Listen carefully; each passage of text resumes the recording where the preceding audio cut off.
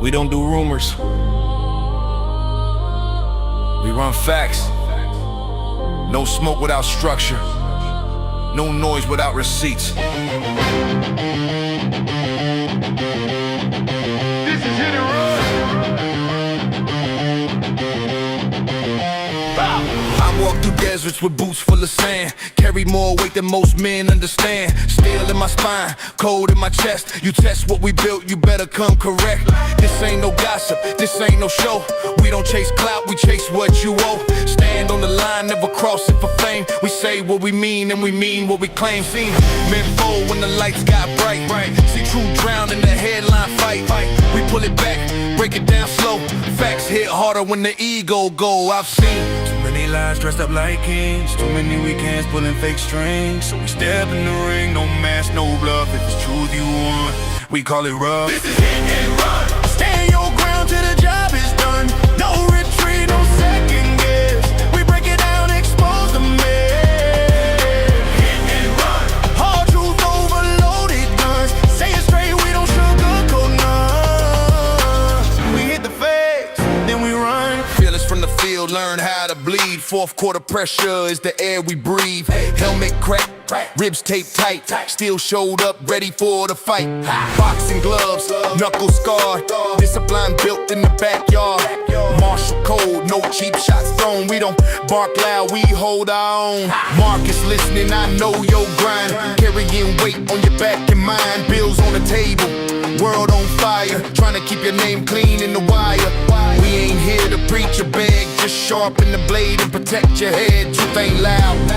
It's cold and clear, that's why you tune in when we appear. I've seen men lose what they work to build. Over pride, over ego, over quick, cheap thrills. So we told that line, never settle our name. Legacy heavy, we guard that flame. This is hit and run. Truth weighs heavy, but we still stand strong. No mask on, no filter tone. If it's wrong, we call it wrong. Hit and run. Built from discipline, sweat and blood. Facts hit harder than a loaded gun. We hit the truth, then we run. No emotion,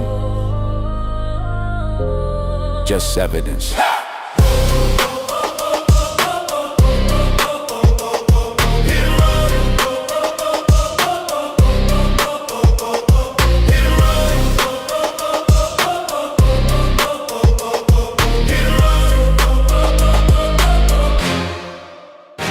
What happens in a bust?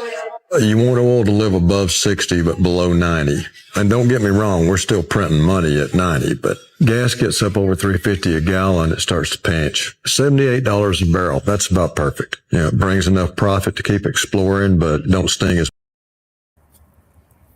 Don't sting as much. It don't sting as much at $78 a barrel. And we already know that we're at $100 a barrel right now with what's going on, all the shenanigans between Iran, Israel, and the United States, rockets going back and forth, people getting hit, people getting included in things that they don't even have any business being included in.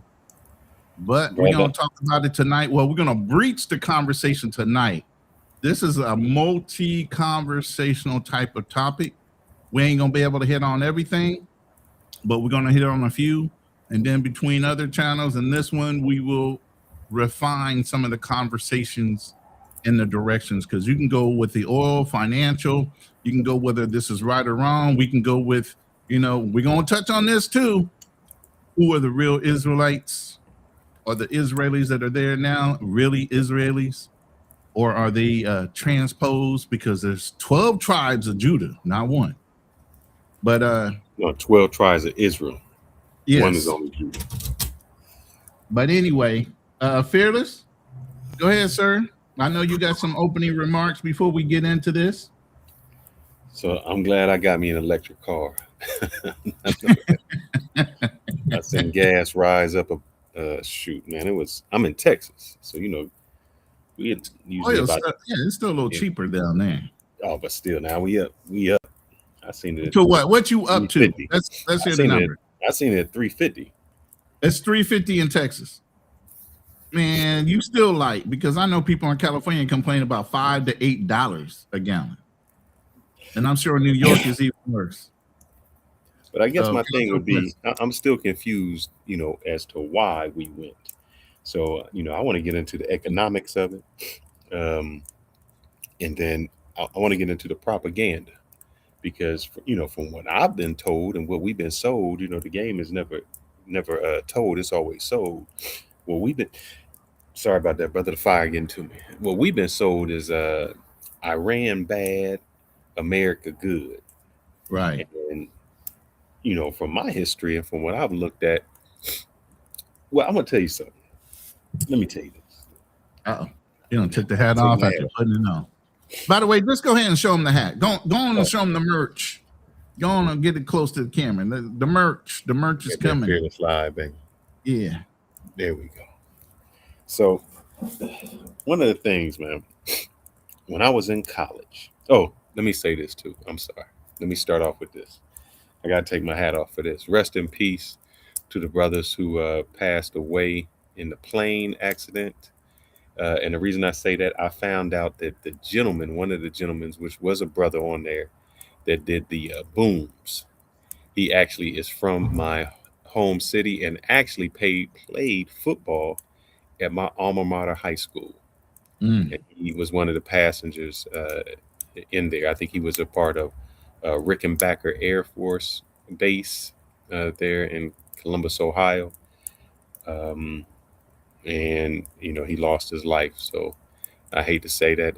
That's tragic that anybody sacrifices their life in war. So I just want to give that brother a shout out, give him a moment of silence for that. But back to what I was saying, and I'm sorry, the smoke. I got the fire going, and the smoke goes Yeah, where you it wants wanted to that go. little ambiance going on for the live. Folks, he was inside earlier. He was in his office. He was on the studio. Last minute change.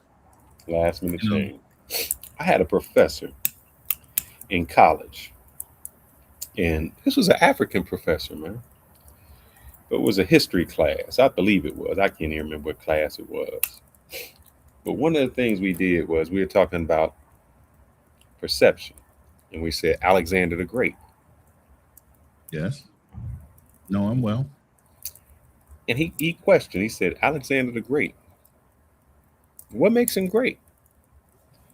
If he was murdering your family, your country, stole your wives, took over your children, would you still call him great? Like, nah, I wouldn't. And it led me to believe that sometimes we give these names to people that don't deserve it. For instance, they call Native Americans savages. Well, when you come into somebody's land and they trying to get it back, why are they the savages? Mm-hmm. And if we fast forward, they call Iran terrorist. What I have found is this: because people fight unconventionally, doesn't make them terrorists. Nope. I think it's called asymmetry type of war. And Iran is doing the same thing that the Viet Congs did. I know we talk about our supreme air power and all these supreme weapons that we have, and we had that in Vietnam. But it was little booby traps and guys laying low in the land that took most guys out. Yeah, guerrilla Also, warfare. yeah.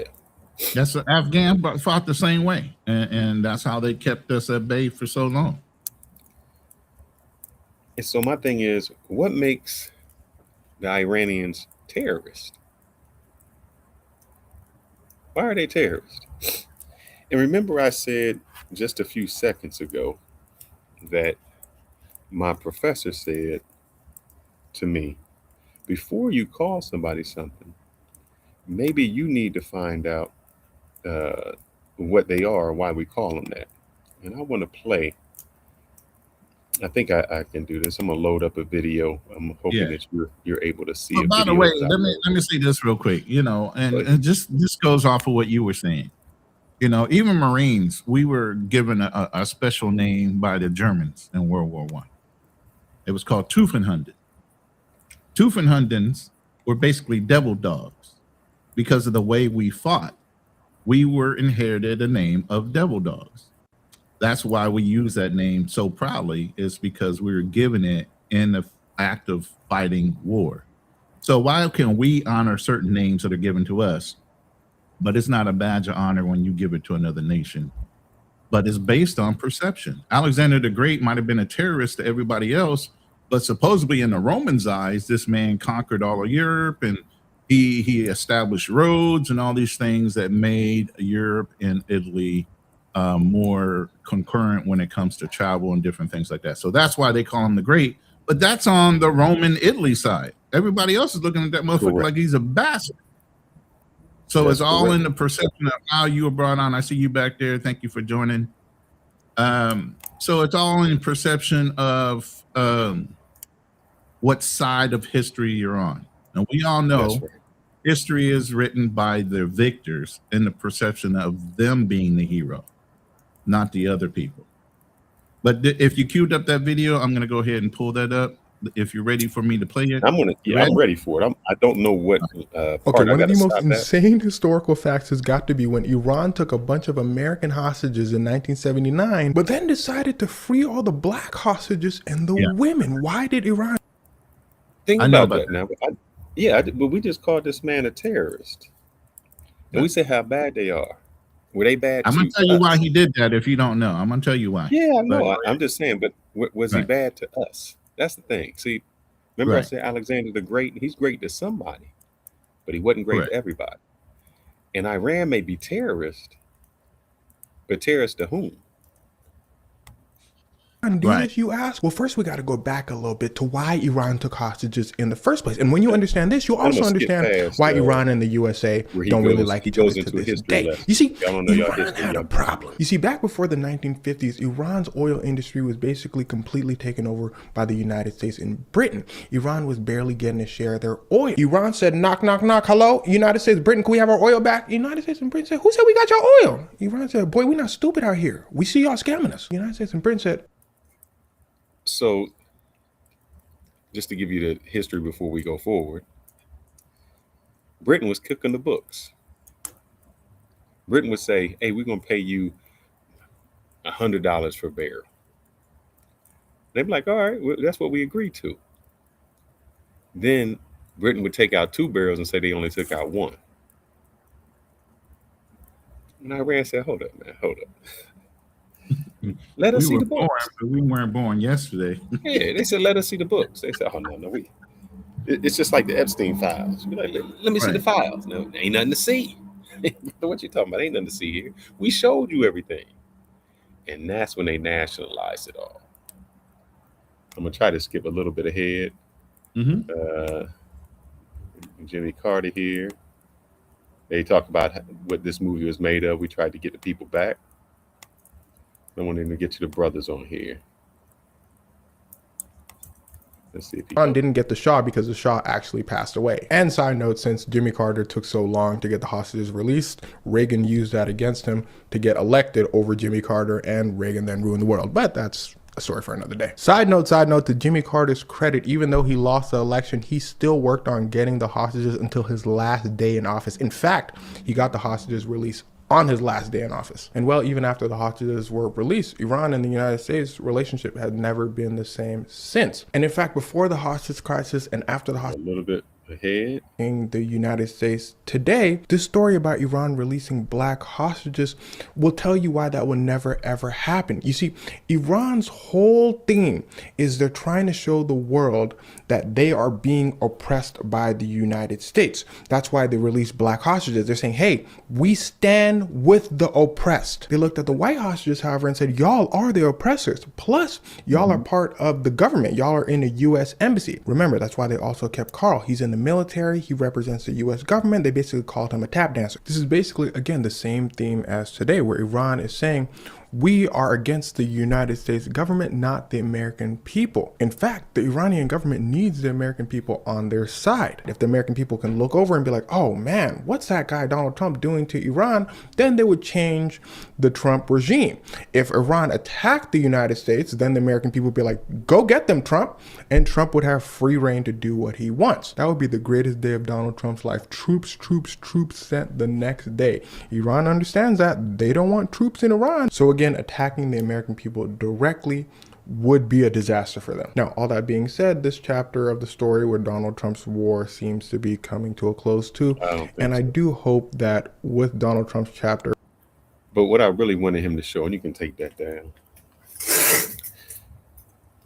What I wanted to say again was, what makes Alexander great? What makes the Iranian people terrorists to us? As you can see, when they captured hostages, they said, no, black people aren't the enemy. You guys in America are just as oppressed as us. Mm-hmm. You're just like us. We don't want to keep you. They let the black hostages go and the women go because they said you are oppressed. Now, in the words of Muhammad Ali, ain't no Viet Cong ever called me a nigga.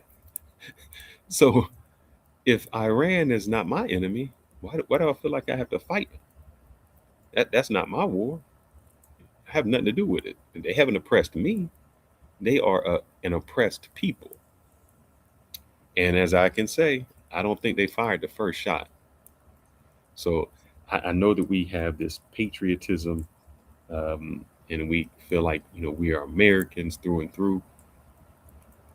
But we are becoming the rogue nation. Say that one more time, because it needs to be said twice. Are becoming the rogue nation. And I think we don't really know what's in store for us because every war that we have fought lately, we believe that might is right.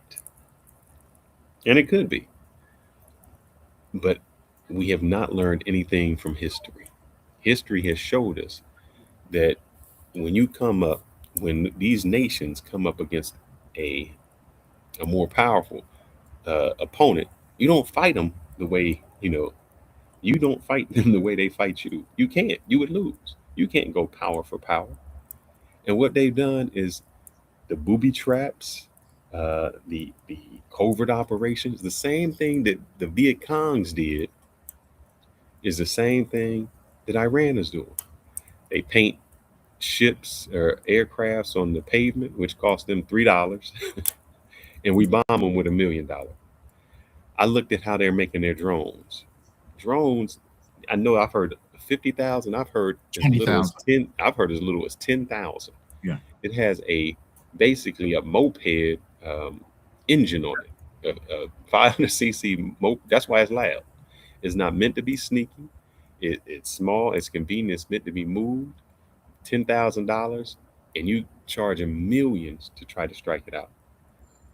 They can make those anywhere. They can be shipped anywhere. That's the conventional warfare. And I know you in the military. What I don't understand is I was under the assumption that you always have a game plan. And here, I do not think. I think the first time we struck Iran on the 12-day war, we just assumed we struck them, that's it, they'll quit. Oh, we knew better than that. I think that was it. No, I think that was it. No. At this time, No, I'm going to tell you, the American military is not dumb. We have global intel. We know about everybody and everything. Now, when the president wants to ignore advice from competent people in his cabinet and everything else, that's when things start going awry. He has advisors around him that will tell him. But there's a system of checks and balances that I have to call to question the generals that are currently in office, the Joint Chiefs and everything else, on why you are following through on orders that are not explicitly being approved by congressional means. Now, the president has the authority, especially with the Marine Corps, to tell us to go anywhere in the world for 29 days. without resupply or anything. On that 30th day, we must pull out of that country or whatever we're doing until we have congressional approval of it's declared a war. That's our edict. That's what we do. And we're at the beck and call of the American president. Whoever's in office, we do what he asks us to do, as long as it's within the legal bounds of us engaging for 29 days. Hold up. I think you got that all wrong too. You say the legal bound. Now, see, here's the thing. As a civilian, you have a right to question. As a military person, no, let me finish. As a military person, we don't question orders. It's up to the generals to question those orders.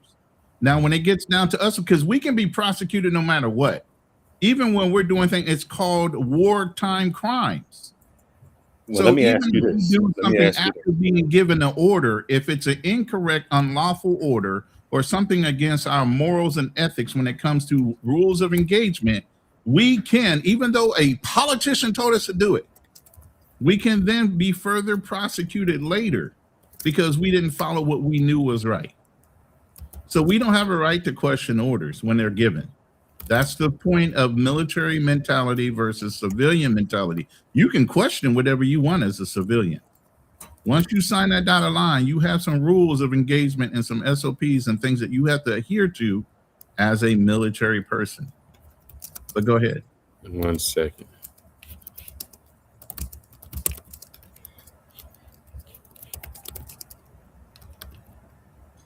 You guys using the truck, man. I just want to see something because I want to question you on that. All right. All right. I'm going to challenge what you just said. You can. Can you kind of repeat what you said? You said under law, there's certain things. No. There are certain things under our orders when it comes to military, given orders. Initially, you have a chain of command. Your chain of command should have already questioned the order before they were given to us. We have a duty to execute orders without question. Now, when it becomes something morally against maybe what you believe, has nothing to do with it. Has what is legally right when it comes to rules of engagement. That's the rule of engagement. When they're an enemy combatant versus a civilian combatant, there are varieties of rules of engagement. Okay. So you have to pay attention to who you're engaging and what situation it's in. First of all, we shouldn't be. So hold up. I'm going to question you on Wait, that. let me finish. First of all, we should not be using military personnel to engage in civilian activities. The only reason they used that and got away with it, they used the CIA as a way of having us cover them while they were issuing a lawful seizure type of order. And they got the American military to follow up and protect the American citizen who, as the CIA agent, supposedly going into Venezuela. But go ahead. Ask your question. What you just said, you just said, let me get this out. I'm sorry, brothers. I'm making noise on this. You just said there's certain laws that we had to follow, right? Yeah. And by the way, I got another brother in the background. I'm going to bring him up because he's prior military as well. So you'll get a confirmation on things that I say. He's also going to agree. You're going to go with that. You're going to go with that. Right. So, Corey, I'm going to bring you up. What I read, there's something called the law of war at sea. Yeah. And under international law, military generals have the duty, and I'm going to say the duty, to rescue enemy sailors after sinking a ship. The core of the law says search and collect the wounded. That's maritime law. That's not even military. That's I'm maritime. looking right at it, brother. I know it's both military and maritime law. I'm telling you. Yeah, I'm saying this is the law. The Second Geneva Convention in 1949 in the maritime, like you said, law. Search and collect for wounded, sick, and shipwrecked. Treat them humanely. This includes enemy sailors who survived the sinking. The survivors are considered what they call hors de combat, meaning they cannot be attacked or killed. Correct. So I'm going to ask you, we sank a ship that was in Iran, or I'm sorry, off of India. Okay. They didn't have any weapons. They were there demonstrating. They were survivors, and we refused to even rescue them. That's India against had to, maritime law. India had to come. So when you say what laws aren't we breaking? I never said we weren't breaking Oh no, laws. I'm not saying you. I'm saying in general. Yeah. I Oh, said we we break are a lot of them. Like I said, we are I a heard rogue the nation. question, and I think Corey or I'm sorry, Passport Blueprint. I want to keep on throwing your real name out there. But anyway, Passport Blueprint, I think you'll agree with this. I have to question the generals and the power of be from the Joint Chiefs of Staff down on why they're not questioning certain actions they're utilizing the military for, and then why are they ignoring their own edicts when it comes to maritime law, obviously with the Navy and the Marine Corps, and then Army as well when it comes to land. Before you There's get, a lot of before you corruption answer going that, my question would actually be this: we knew the ship we sank was unarmed because I think it's every 3 or 4 years, India has this ceremony. The United States was invited to the ceremony, and then they left early. So the ships leaving there, they left. They were there, then war broke out, and they're on their way home. So the United States knew that this ship was unarmed because everybody going to this celebration was unarmed. So that's like shooting somebody in water. Hold on now. You could say they were unarmed at the celebration. What was on that ship? Unless you searched it, you didn't know what was on that ship. No, but the thing is, when you go there, where you gonna put your arms at? If you're coming, you leave them on ship. No, not armed with this. Armed with any bombs, torpedoes, anything like that. That's how they come there. Oh, wait. You don't understand. We did ship interdictions even in the Gulf War. You know why? Because they were shipping in equipment through tankers. So you don't know if they have broken down weaponry or any kind of resupply in those tankers that were going in and out of the Gulf of Oman. So you pulled over everybody, regardless of what it looked like. And yes, we fired over the bow. We whooped people's ass all throughout that ship that were trying to stop us. So there's a certain way that you have to look at this. You don't know what was disarmed or disassembled that can be later reassembled. They even did that down in Cuba. Cuban Missile Crisis. They were shipping the cylinders for the missiles first. Then they would ship certain other things. They broke everything down and put it in ships so that it could get into Cuba. Obviously, it's an island. So I'll give you all of that. I'll give you that. Okay, so then all I can say is, what did they report was on the ship, or because they sank the ship, or what was the reason of them saying the ship held some kind of munitions or something? They never said. But I'm going to concede to whatever you say. I'm going to give them every weapon they had. Right, but here's the thing: the contention to everything that you just said too was once they sunk the ship, they had a duty to pull everybody up out of that water. Exactly. And here's the thing: we meaning the United States. In World War II, we executed a Japanese general who didn't do what who did the same thing. Two rights don't make it wrong. I agree with you. But again, we are supposed to be held to a higher standard. So who holds? That's the one thing about the American military and some of the European unions and part of the Geneva Convention, those members, we are supposed to be held to a higher standard of engagement. What I don't understand is what, as military people, we're judged on. Now, whether the politicians turn around and want to prosecute whoever the captain of the ship was that ignored his maritime law duties to rescue whoever survived off of that ship or not, and especially knowing that they were doubly wrong by sinking a ship that was not maybe armed or have armaments inside of it. Again, we don't know that part, but they still had a maritime law duty of rescuing whoever came out of that water. So my question still comes back. Now I'll let Passport Blueprint answer. This is why nations hate us.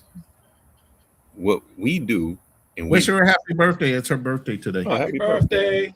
They say happy birthday. What we do, and we say, if another nation did it to us, or did anything like that, we call them terrorists, uncivilized. They've broken all these conventions. Then why is it okay for us to call ourselves the police of these organizations or the world or whatever, but we do those same things? I'm gonna let you go ahead, Passport Blueprint, because I know I've been talking a while, but go ahead. We have to go. Life imitates art. And the only thing I can see in this situation is the same thing. One movie comes into mind, and that is Captain America's Winter Soldier. And basically, it's like S.H.I.E.L.D. got infiltrated by Hydra. This is what's going on here right now. We got infiltrated by Israel. And it took years and years and years. We're doing their bidding. Yes. However you look at it, we're doing their bidding. Absolutely. And they want the greater Israel.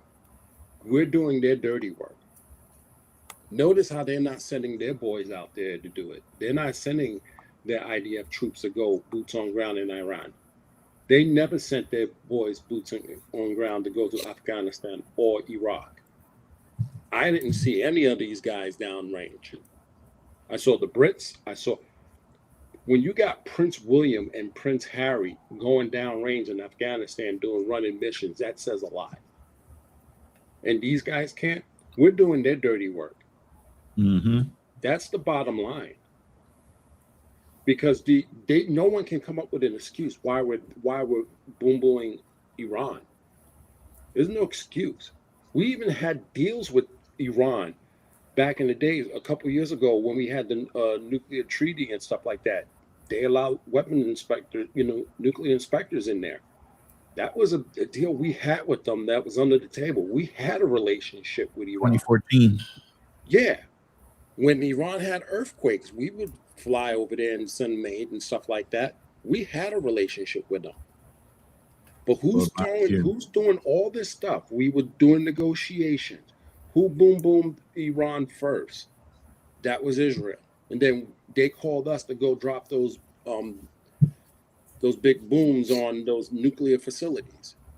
And then when Israel was getting their butt handed to them, they were calling the U.S., hey, can you tell them to stop? Could we just have a ceasefire and stuff? But they didn't even learn from that. So they decided to do another one. Right. And guess what? Now they're going back to the same methodology. Hey, can you talk to these guys to stop? Iran's like, no. We operated in good faith to negotiate, and look what you do. You stab us in the back. This is all Israel's fault. All of this. So and this is somebody that used to live in Israel. Picture. This is somebody who used to live in Israel, by the way. So some background behind Passport Blueprint. He lived there. But let me go further in history, and why I'm reinforcing what he's saying. This is all about Israel. You do remember the 40-year war that started back there, right? Mm-hmm. In the Middle East. Who propped up who to fight against Iran? Who put in their paper puppet politician of Saddam Hussein? Who backed the Republican Guard and trained them to fight against Iran? That was all propagated through the United States and Israel to keep the war going against Iran.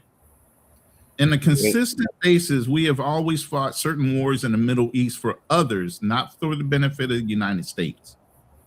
And most likely that other, if it wasn't having to do with the oil nation, it was definitely had to do with Israel. This is an ongoing thing. Every time we're up in the Middle East, this is not a United States issue of national security. They can't reach us. You look at where we are positioned in the United States, it's hard for any nation to reach us on a global scale.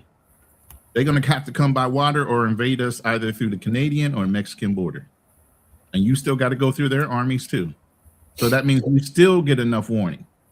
It is hard to invade the United States. So when they said it's a threat of national security, do you really have to look at, is it really though? But go ahead, Fearless. Let me play the thing in my back, and we're going to tell you what happened. I'm just going to let this one play. If you take away the Soviet Union, and its chief proxy, the PLO, international terrorism would collapse. Oh, yeah? Is that so? If you take out Saddam's regime, I guarantee you that it will have enormous positive reverberations on the region. Define positive. Are we talking about peace and prosperity? Because if that's what you meant by positive, then it has been an epic fail. Third nation, by the way, is Libya. Obviously, we'd like to see a regime change, at least I would, in Iran. Supporting terrorism not only to every part of the Middle East, but to Venezuela. By the way, what are we doing with Greenland? We got to do something with Greenland. It seems like there's one person who has been pretty vocal about destabilizing countries for quite some time now. Israel. You didn't have to tell me that. I already knew. But I'm just saying, you see that. Yeah. I gotta ask. You guys been in the military. I know you say you do your orders. What happens when you know it's wrong? Because it would be very easy for me. Like when World War II came, 98% of the United States agreed with it. Said, this is what happened. We were attacked. We had to go in. But how do y'all feel to go fight when you know that you're not the aggressor? And I ask that because I've listened to three guys. The one guy who supposedly shot Osama bin Laden, the one black sniper, another guy, and they just say, I don't know why I was there. I can't tell you. I killed people, and they told us to go places to look for this, and that never was. The one guy that shot Osama bin Laden, he said he went into a room in the middle of the night. A guy reached for his gun. He shot him. Another person stood up. He shot him. And he said, if somebody came into my house, I'm going to reach for it. Yeah. He said, and if I would have met this guy in London somewhere, we could have been friends and had a drink. Absolutely. So how does that make you feel that You're you're on a disconnected mission? from emotions like that. So No. Not emotion. I'm just saying, did you come back and you say, meaning, if I had to kill somebody for my daughter, I had to kill somebody for a cause. Think about this. You literally do. Once you're under orders and you're in a certain situation, you're fighting just to get the fuck home. Understand that. Any bullets coming your way, you're returning fire. Why? Because you want to go home. Fuck whoever's in front of you. Real talk. You ain't gonna think about it until you get back. Now you got the pleasure of hindsight being 2020, and this is why people have to be trained, and military people are trained to compartmentalize their feelings. This is why a lot of brothers have PTSD. This is why right now I'm such an advocate with veterans that are deleting themselves at 17 to 20 a fucking day, because they don't get the psychological help from having to make those decisions based on being put in a situation where they either fire or they don't get to come home because they questioned an order. But how do we get another group to go there if you know that what you're doing? I can't say if you know it's wrong. That wouldn't be right. Yeah, you're put in a situation to kill somebody who was initially no threat to you. Correct. Initially no threat to you as an individual, but they always phrase it in a way it's a national or international threat to the United States. And the orders are written in such a way, and you got to look at the orders that are issued to military personnel. The background information, the top secret stuff that you don't get to see when they issue an order. Only generals have clearance to see that stuff. You don't, as somebody that's a staff NC or somebody, you're just given the order by the general. The general's the one that's sitting there getting all the information that he's actually being able to assess what's going on, come up with a battle plan, and then actually we're supposed to rehearse the battle plan before we even execute it. You don't go in, like you said, dirt ignorant to what's going on in that environment. We never do that. Be dirt ignorant. We have to be. No. And here's why. No, believe me, every executed mission they've done, it was practiced beforehand. 9 months before I went to Iraq. 9 months. Believe me. We have that much intel on people that we practice. We even know the fucking diagram of the building we're going into. You couldn't Before we have. do- If Oh, you yes, knew we that, do. then why did we bomb a school? Are you saying technology can't make a mistake? You just said you practice. You know everything before I you go. practice, yes. But again, you got human error. That's why you practice. You have human error. So if somebody pulls the trigger 1 second earlier or 1 second late. Oh, we didn't pull no you don't trigger. We bombed. anticipate- listen, yes, you pull the trigger when you let go of the bomb. So if you pull it 1 second earlier or late based on the adjusted correction of whatever No. technology is in there for a guided munition, you cannot necessarily hit the target. We have What they use as an guided excuse. bombs. Wait. What they use as an excuse is they're using some of these buildings, and Iraq is famous for that. They'll put some of their buildings because they knew we have honor when we fight. We try to with the Geneva Convention and everything else. They'll put their most important buildings by a hospital or by a school purposely, so you can't drop a bomb on them. But go ahead. Here's the thing. Again, this whole thing, we weren't supposed to be going into this at all. And the thing is, this seems to be rushed. We go in, if we're going to go into battle, we plan and plot this thing out carefully. We just don't go rush in. It was just like 9/11. We sent in the CIA team to map it out first before we even send in troops on ground. I don't think that's what Iran. But they called it a black. Iran was a black something site. rush. This was something, like I said, this is an Israel thing. This is Israel war. They're just using us to do the dirty work. Exactly. That's what this is all about. And one thing I want to ask y'all this, I'll preference it. How were, and this is going to be rhetorical because I'm going to answer my own question.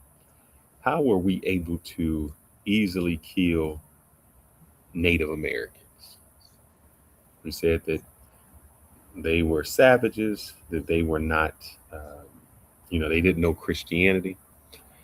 How were we able to enslave African Americans? We said they weren't really human. I say that to go forward is, do they convince you that these people are terrorists or these people are savages? And I ask that question because just like, before the modern invention of television and things, we thought that everyone in Africa lived in a jungle. They were hut. They walked around topless. They were just uncivilized people. And if you can, Ronin, I want you to play that in the back because I think we have been trained. And this is not. Go ahead and play it. We've been trained to believe that Iran is full of savages. Women are. But we all know no this. Rights. This is not. They can't do anything. Right. And from what I understand, the same thing about Africa. Women had more rights in Iran before in the United States. There's more women in STEM in Iran than the United States. And if you want, go ahead and play that because I don't think we see this Iran. Because I didn't think it.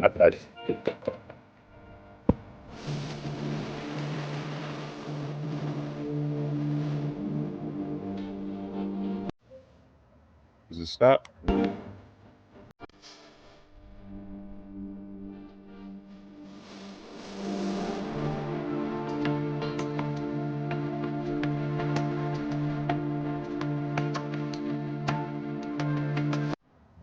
I don't see the women, being oppressed. Now, I mean, there could be certain things that happen, but I've been led to believe that they live in a desert somewhere.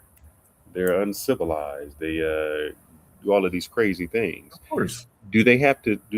I don't want to say brainwash, but do they have to convince you that these are the people that you're fighting?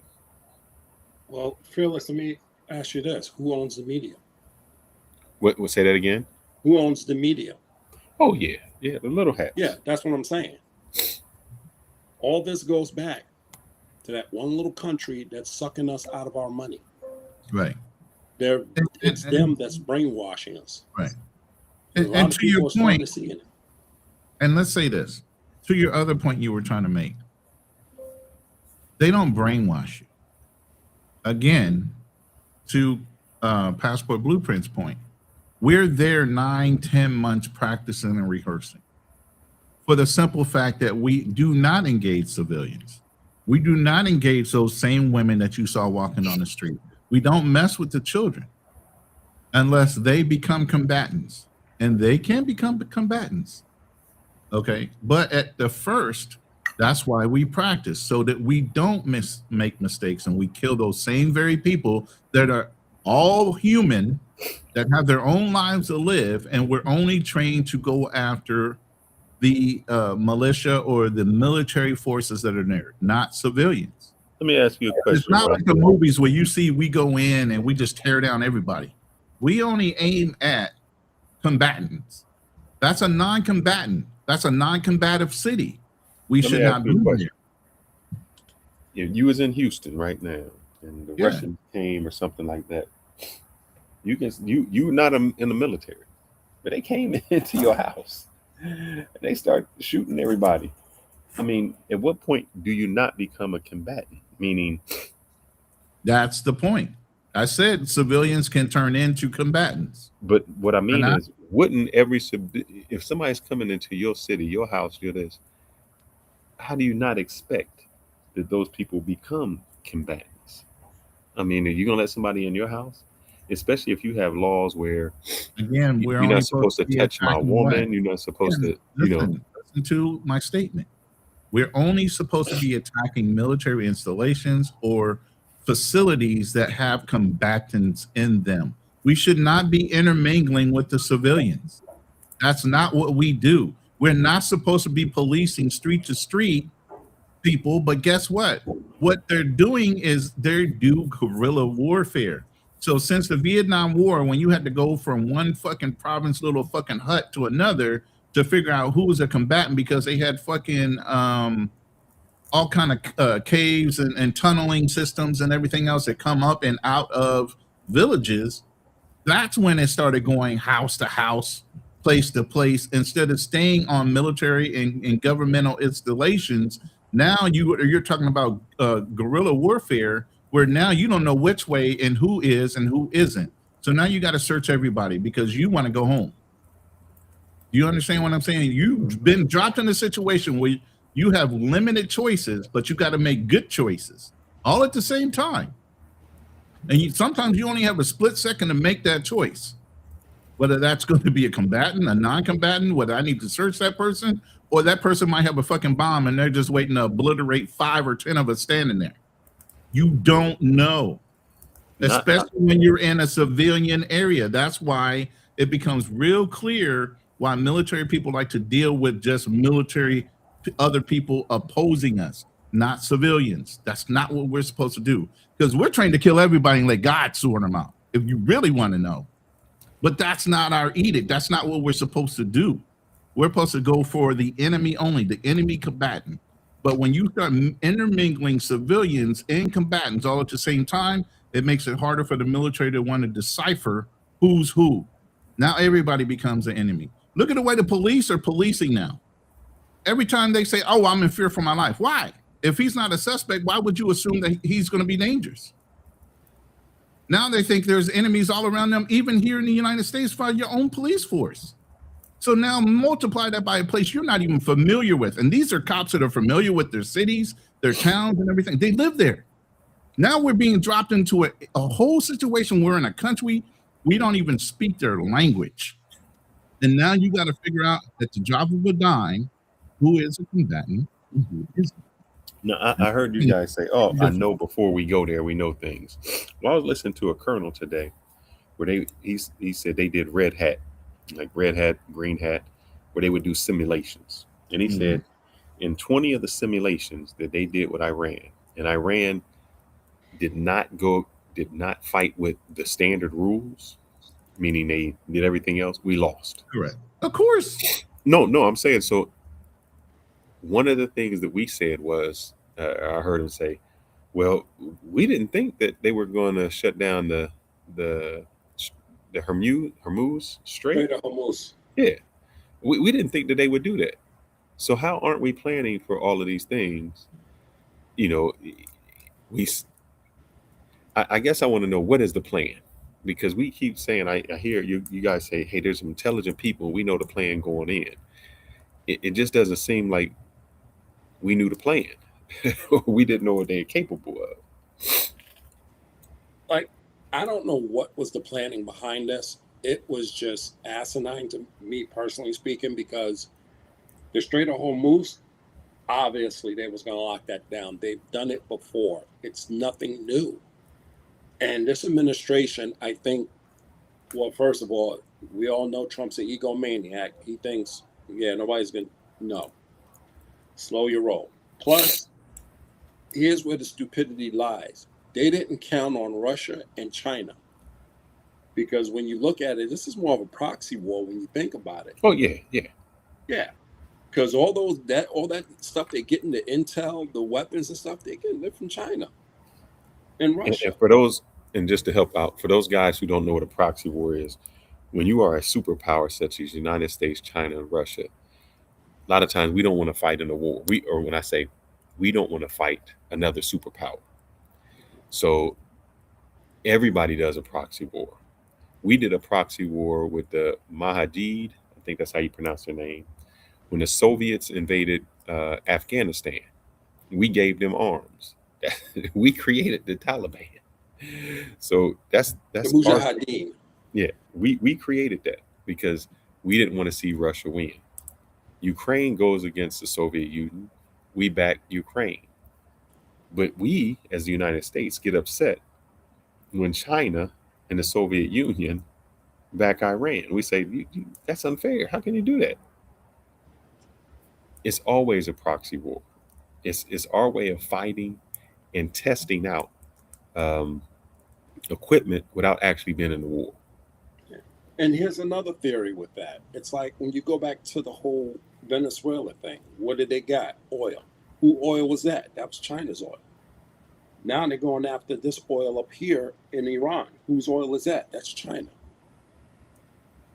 So guess who they're kind of taking off right now? They're taking off China. So China is just like, okay, screw it. I'm going to give these guys weapons and we're going to have some fun. What do you think would happen if China goes after Taiwan? Because here's the thing, people don't understand.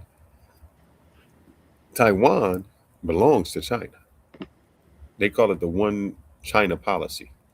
So they belong, China, Hong Kong, China, they do not recognize it. And I remember when Trump got elected and he called the Taiwanese president. And that was a big thing because they said, oh, wait, there's no president of Taiwan, it's China. And it was a big thing that happened where even the United Nations did not recognize Taiwan as a country. So what do you think would happen when Taiwan says, or China says, yeah, you're going back to the mainland? We can't do anything, but we can, based on our U.S. interest with what Taiwan produces as far as the microchip. But I mean, we've taken plans to making our own superconductors and everything here with Biden's law that he passed. But let me shout out real quick before my power goes out again. What the hell? This is one thing about the Philippines. Can't guarantee anything when it comes to your power or your internet. That's why I'm going to get Starlink, but I can't do anything about the power. I got a generator on right now. Shout out to Bert Ross. Thank you, nephew. He gave me a $10 cash app. Appreciate you, bro. But go ahead. Just a quick thing. The Taiwan semiconductor, they're building the factory up here in Northern Phoenix. It's huge. It is super huge. So now we don't have to worry about getting the chips coming from overseas. They're building it here. Right. Shout out to President Biden for thinking of that shit. Yes. First. Yeah. But yeah, and that's the thing, and we're going to get into a lot of different angles of what's going on and why. You know, if you really want to think about it, there's a reason why we went into Venezuela before this shit kicked off. Venezuela has $300 billion worth of crude. And in order to replace that crude that we might have been stuck with having to get, and Iran with the whole Hormuz Strait and all this other stuff that's going on, you know, the benefit is we already went into Venezuela. Now, is it going to take a minute to speed up production from a lot of that old fatigued gear that they have in Venezuela? Yeah. But at the end of the day, we have the sweet crude, they have the thick sour crude, and that's the mixture you need to process out of Texas the oil replacements that we would need to wage. Now, who's the competing factor when it came to this oil out of Venezuela that had the sweet crude that needed the minerals in order to break down the crude? The only other nation that had it, Iran, and was dealing with it was Iran. And whose oil, and both of those oil, who it really belonged to, who were they were doing business with? China. Correct. But here's what I got to say. I think Dave Chappelle said it on one of his shows where he was saying the thing about a pimp. So the pimp, you know, he beats the woman, and then he's the one that comforts her. Says, "See, you know, baby, I got you." I say that to say this. Some people were talking about how bad Venezuela was, and 7 or 8 million of their people fled because of the economics. I think we say those things, but we never ask the second question. Why were their economics so bad? It's because of the sanctions we put on them. The sanctions we put on them in the first place. So when we say, oh, we're stopping them from selling to China or selling somewhere else, well, they would not have sold to China if we would not have put the sanctions on them. So we put the sanctions on them. They go around it to sell, and then we say, "Oh, we're taking over their oil." Well, we put them in a situation to do that, and so my question still becomes: are we a rogue nation? Because now they're talking about after Iran, we're going after Cuba. You know, there was a technique that even back in the Wild West days they used to do. And they did it even during, you know, Roman times and everything else. They would starve people out to make them change their mind. What does that mean? You encircle a fucking city or a nation that actually has to carry in their resources. Mm-hmm. If they're a walled city, you just encircle the city so they can't get in and out. Eventually, whatever they can't produce, they'll wind up starving themselves out while you can resupply yourself all day long. And a lot of these situations, when you start putting sanctions on people, what are you effectively doing? You're trying to starve them out of resources, access to money, growing their technology or whatever, to have them comply to whatever you want them to do. And that's basically what it is. We're trying to get them to comply to something which we have no rights to doing. I agree with you, Fearless, when it comes to that. Of course, we're trying to make everything a diplomatic, a global diplomatic type of thing going on, and no communism and all these other ideologies of all these different nations that are outside of what we believe. Same thing during the Crusades. You had people that had different religions. What the Crusades do? Go out and beat you about the head and body with the Bible and say you need to believe in Christ. You need to bow down to the Pope. Weren't they wrong for doing that? Absolutely. Who tells who's supposed to be living the right way or the wrong way? And sometimes people use certain ideologies in order to make themselves look like they're in the right. They're the good guy. But that's all perception on their side. Everybody else is looking like you're a fucking asshole.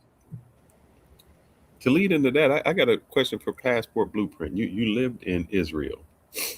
What propaganda did you hear, or what was from the Israelis? Because every time I've spoken to someone from Israel, I have some friends there, and it's very difficult to speak to them because they just have this thing that, oh, we are the victim.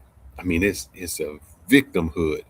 we can't trust them, we can't do this. What was your perception when you lived there? Most of them are Ashkenazis or Mizrahi, which basically Ashkenazis are from Central Europe, and the Mizrahis are like Northern Africa. They have no DNA ties to that land. The Palestinians do. Yeah, but beyond that, I mean, you have to somehow convince your people that what you're doing is right, whether it's through religion, y- y- you know, in order to kill somebody, just to kill them.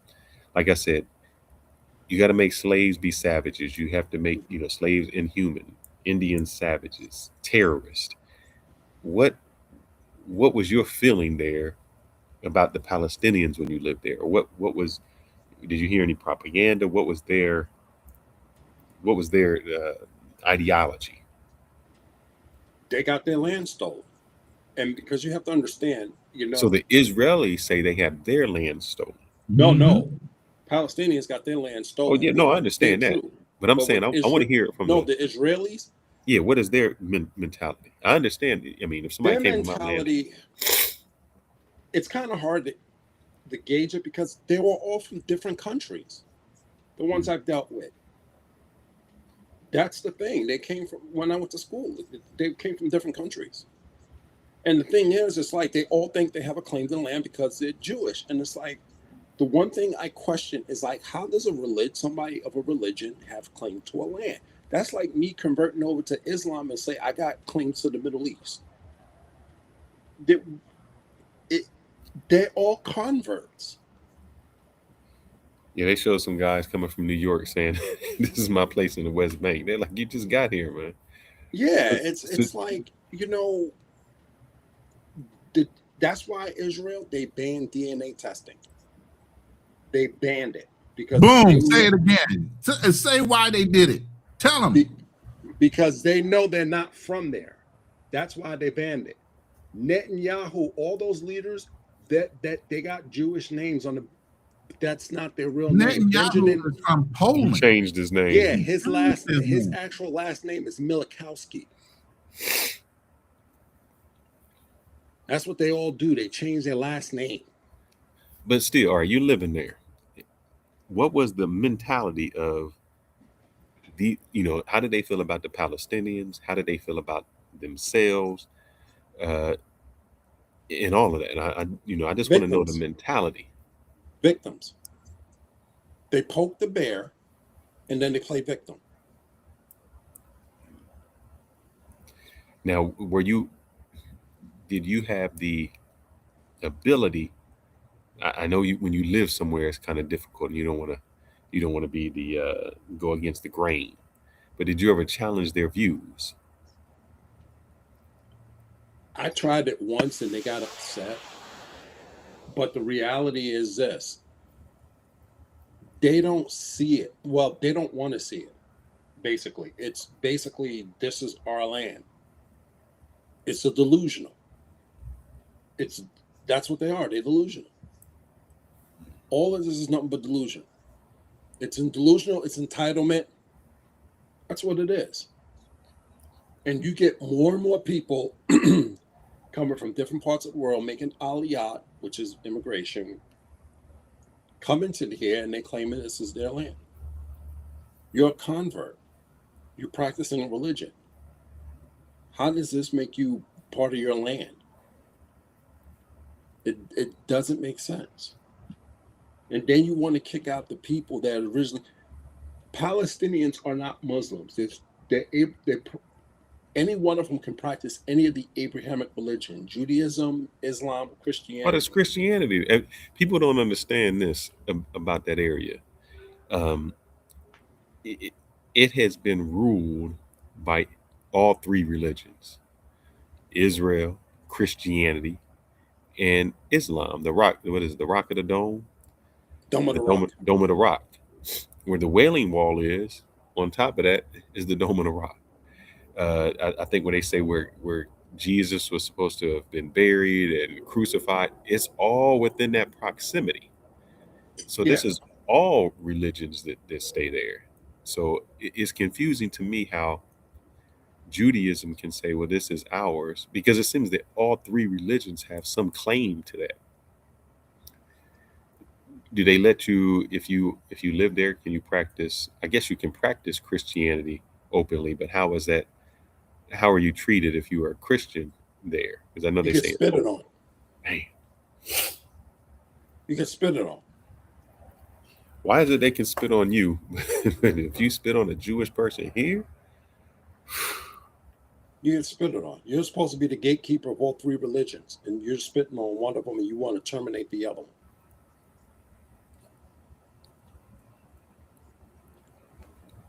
So, and keep in mind, Judaism came from Judah.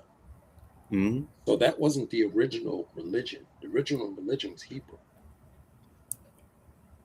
All it is a tribe.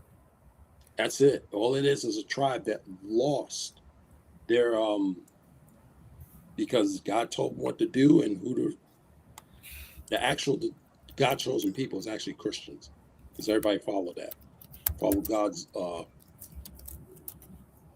or whatever. They didn't.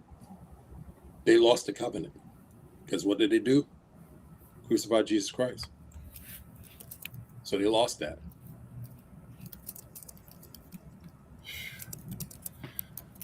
But So if you tell them that, they go ape crap. If you tell them that, they just lose it. But go to second Revelation. No, go to third Revelation. No, second Revelation is 9 and read that, and you know why. Who's actually there? So what do you guys think this outcome will be? The outcome right now is, as far as Israel, Iran's going to keep taking out Israel until Israel looks exactly like Gaza. That's what Iran's going to do. Them messing with U.S. forces, unless the U.S. forces do something, they're not even going to really be focused. Because you notice all the missiles they're launching, they're going there straight to Israel. They're taking out Israel. They're making Israel a sheet of glass. That is their goal. But what I try to tell people is this: Iran's goal is not to win; it's just not to lose. There's a difference. Real quick, Financial Frontier, I sent you a link to your email. Go to your email real quick, please. Go ahead. No, their goal is not to win; it's just not to lose. Meaning, they just got to survive. Who's this? Iran? Iran, yeah. They just got to survive. Yeah, but the whole thing is you're conflating the issue with Israel by bombing your friends. I mean, here's the thing: UAE and other countries, they weren't necessarily okay with what was going on in Iran. Let me finish. Until they started being bombed themselves, because there's U.S. bases on there. They literally told these nations, hold on. They literally told us we could not deploy our flights or anything that was going to go against Iran directly out of their nations. We had to fly around their airspace even in order to drop these bombs. Okay, so initially they were not in this, and they were against the U.S. doing anything to Iran directly through their countries. Now, after the fact, when Iran started volleying rockets at U.S. bases that might have been in their territory in their country, is when they started having a problem. So that's the problem with what they're doing right now. Is they're almost doing the same thing that happened during the Gulf War. And what happened during the Gulf War was Saddam, in his infinite wisdom, started going after Israel. Who was the problem first off anyway? And the reason he went after Israel is because we had a coalition. We had a group of people that were helping us fight against Iraq. And they were mostly Arabic or Islamic. So at that point, having Israel come in and be part of the coalition would have made them disassociate themselves from wanting to help, strictly because of their pure hatred towards Israel. So what we did as the United States said, look, we'll get your revenge. I know you're taking on a lot of Scud missile bombings here and there and whatever. Just hold off. We're your strong arm anyway. Let us do it so you don't break up this coalition. Inadvertently, this is what Iran's doing, trying to get the other nations pissed off at the United States, but it's kind of backfiring. Because now a lot of these nations are sitting back saying, you know what? You get what you get. We could have tried to minimize this and maybe get you to the table, but now that you're dropping bombs on bases that are around and on our lands, you get what you get. I know you're saying that, but I've seen some videos where those countries, you in the back, obstacles, they're celebrating. When they see the bombs drop on those air bases, I've seen the people in the streets celebrating. Mm-hmm. They're happy because of that. Sometimes, again, these air bases aren't necessarily welcomed by the people of that nation. These are agreements that are done on the political realm, not necessarily approved by the people that live in those countries, but they do what they want to do in order to bend the knee, kiss the ring, or whatever the fuck politically these nations have to do to Big Brother USA or whoever. You know, in order to get along, you sometimes got to go along. You get what I mean? So I just said that all Iran has to do is survive. That's winning to them. What is winning to the United States? No, but what is winning to the United States? We're not in it for winning. That's a target of opportunity at this point. But and there's a lot of things where we say, okay, we won. What is winning? Or we can leave now. What is what? What is mission accomplished? Afghanistan. That was the same problem with Afghanistan. But I'm saying, what is mission accomplished? We're not set up to run another nation, and that's the problem. We start getting into these things now lately where we don't have an exit plan, and we wind up trying to help run a nation. That's not our edict. That's not what we're supposed to do. We win, we back the fuck up and get out. We don't care that it's a disarray. Now you want to disarray. It's a disarray. Now we want to fix it. We want to try to loot them for all their resources or whatever. That's not what we're supposed to be doing. But that's what we do. Yeah, but you got to understand something, Fearless. We are just a muscle for Israel. And it's what Israel says because they're running this thing behind the scenes. So do you think this makes us, in my opinion, do you think this makes us safer or more vulnerable to the world, or makes the world more dangerous? Because the way I see it is this. If I'm a country and I look at, I say, well, man, all right. Gaddafi said, you know what? I'm going to give up my weapons. And then look what happened to him. Saddam Hussein said, I don't have no weapons of mass destruction. And look what happened to him. North Korea said, oh, yeah, we got them. And we crazy enough to use them. And nobody messes with them. Do you think that this tells other countries, in order to be protected, you have to get a nuclear weapon? You have to pursue it, because no one's invading India, no one's invading Pakistan, no one is invading North Korea. Why would we even want to deal with India? What the fuck is going on there that we would need India at all? No, I mean, they're a superpower. They have nuclear weapons. I'm just saying. Superpower how? By population? They have nuclear weapons. We're not going to. You think we're going to invade them? Weapon that you can volley. What's that? And you don't think we can disable a nuclear weapon? Oh, how you going to disable a nuclear weapon? You hit them first. They don't have second strike capability. Yeah, but Fearless. As soon as you hit them, look, this was what China said. China said, oh, you may get the first one off, but you will never get the second one off. Yeah, but and as far away as India is, they see it coming. We can launch from subs. Do you not know that? We can do what? We can launch from subs. We can launch from ships. We don't necessarily need to volley from the United States. We got closer armament than that to get to India. Floating around. The hell? That means you got to destroy the whole country. You You only have to knock out key infrastructures to stop a government that's not used to fighting. Here's the problem with the United States that a lot of people don't realize until they get into it with us.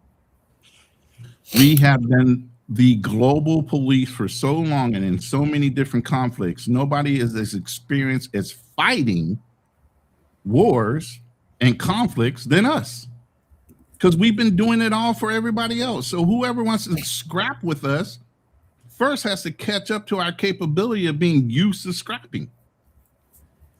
You don't get in a fight with somebody who's used to fighting until you get used to fighting yourself, or you're gonna get your ass whooped every fucking time. I don't think so. I know you say that. I think it exposes us more, because this war exposed us. How? It exposed the $10,000 drones. You either economically become destroyed, and $10,000 drones can break through the Iron Dome. They can still destroy things, and with that amount of money, you have endless. We have to re-up. We don't just have endless bombs.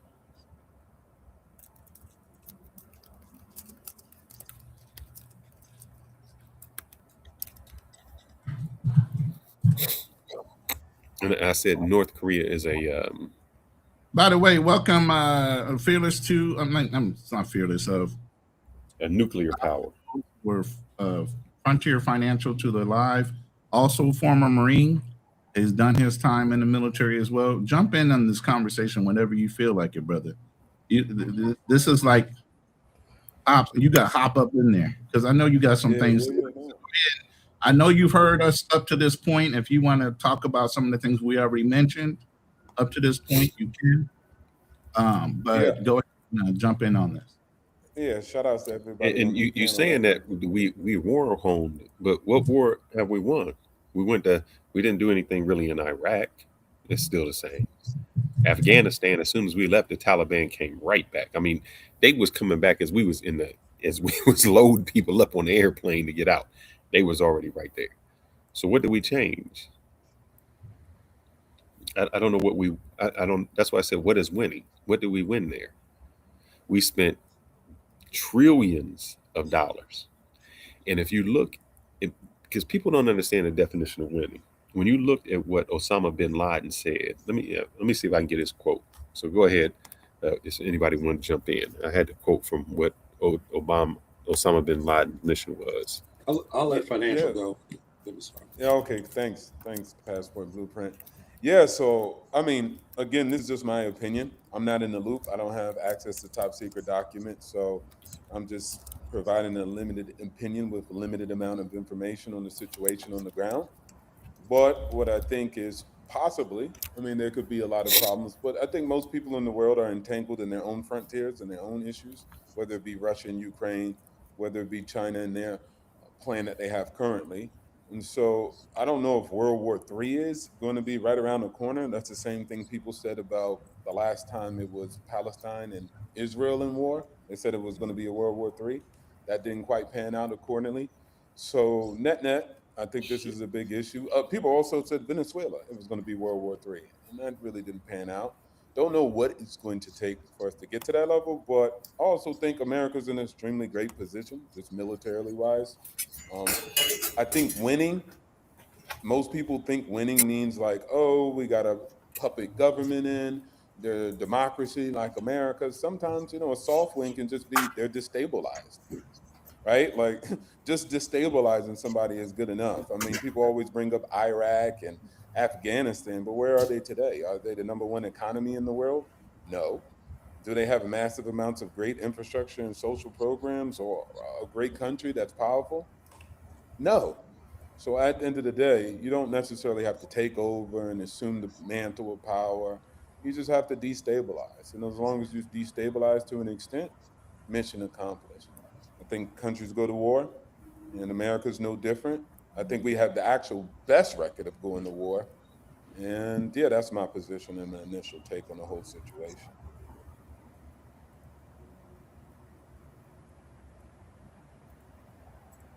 Yo, can y'all hear me? Yeah.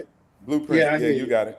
Yeah. Go ahead. Yeah, we got you. Go ahead, Yeah. Passport Blueprint. I know Well, you the want thing to. is, here's the issue. It's really, to me, it's not about winning. It's, you know, it's what are they doing? You know, in this situation, you have it's destabilization for another country to go take it over, or use it as their little puppet, just like they did with Syria. Who did they put in there? They put the head of Al Qaeda in there, or one of the Al Qaeda branches in that position. So that's their little puppet over there. They're trying to take over Lebanon. Now they want to go and destabilize Iran. They already destabilized Iraq. This is their goal. They haven't even got to Jordan yet, but then again, Jordan is friends with the United States, so you can kind of consider that destabilized. Who's next? Turkey. This is their game plan for their Greater Israel project. It's just they haven't found a president to do that. I mean, they tried it with them for what? How many years? 40 years ago, bomb Iran. They even got into a fight with President Obama. They got into a shouting match. But then, you know, he's like, no, we're not going to go over here and bomb Iran. So this is not about we won. It's doing someone else's dirty deed. And that's the issue we got to get out of. And this is what we're doing right now with Iran. Iran didn't do anything. So why are we over here bombing it? Why? It's because of Israel. Israel don't have the fighting force like us. They don't have the experience of fighting global wars. They want to go over there, destabilize it for their own dirty stuff, whatever they want to do. So who did they get? They're going to get the United States. Why? Because they finally got a president they can blackmail badly and have them like, okay, you're going to do this so we can get this done. That's just the bottom line of the whole thing. Because they couldn't do it with Biden.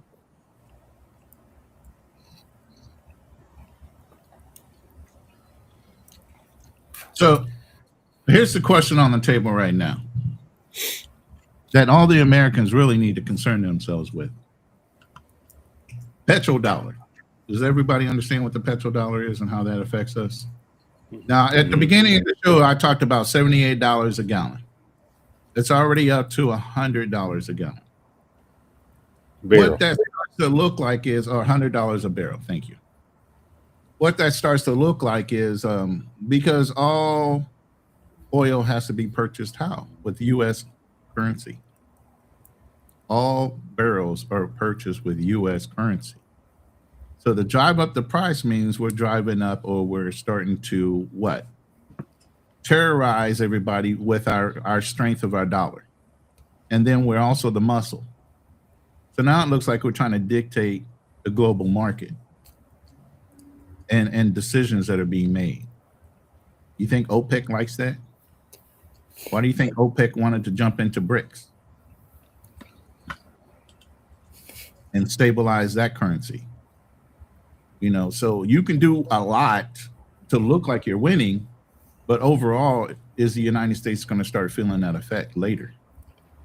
If we start uniting people that don't agree with each other on a common goal of delocalizing the U.S. currency and changing over to something else for petro. And from what I understand, what China is doing is buying up all the gold.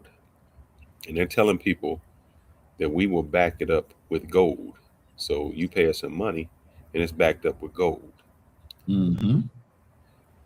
And that goes into the next slide that I have already prepared. What do you think tangibly has gone up? Gold. Gold and silver.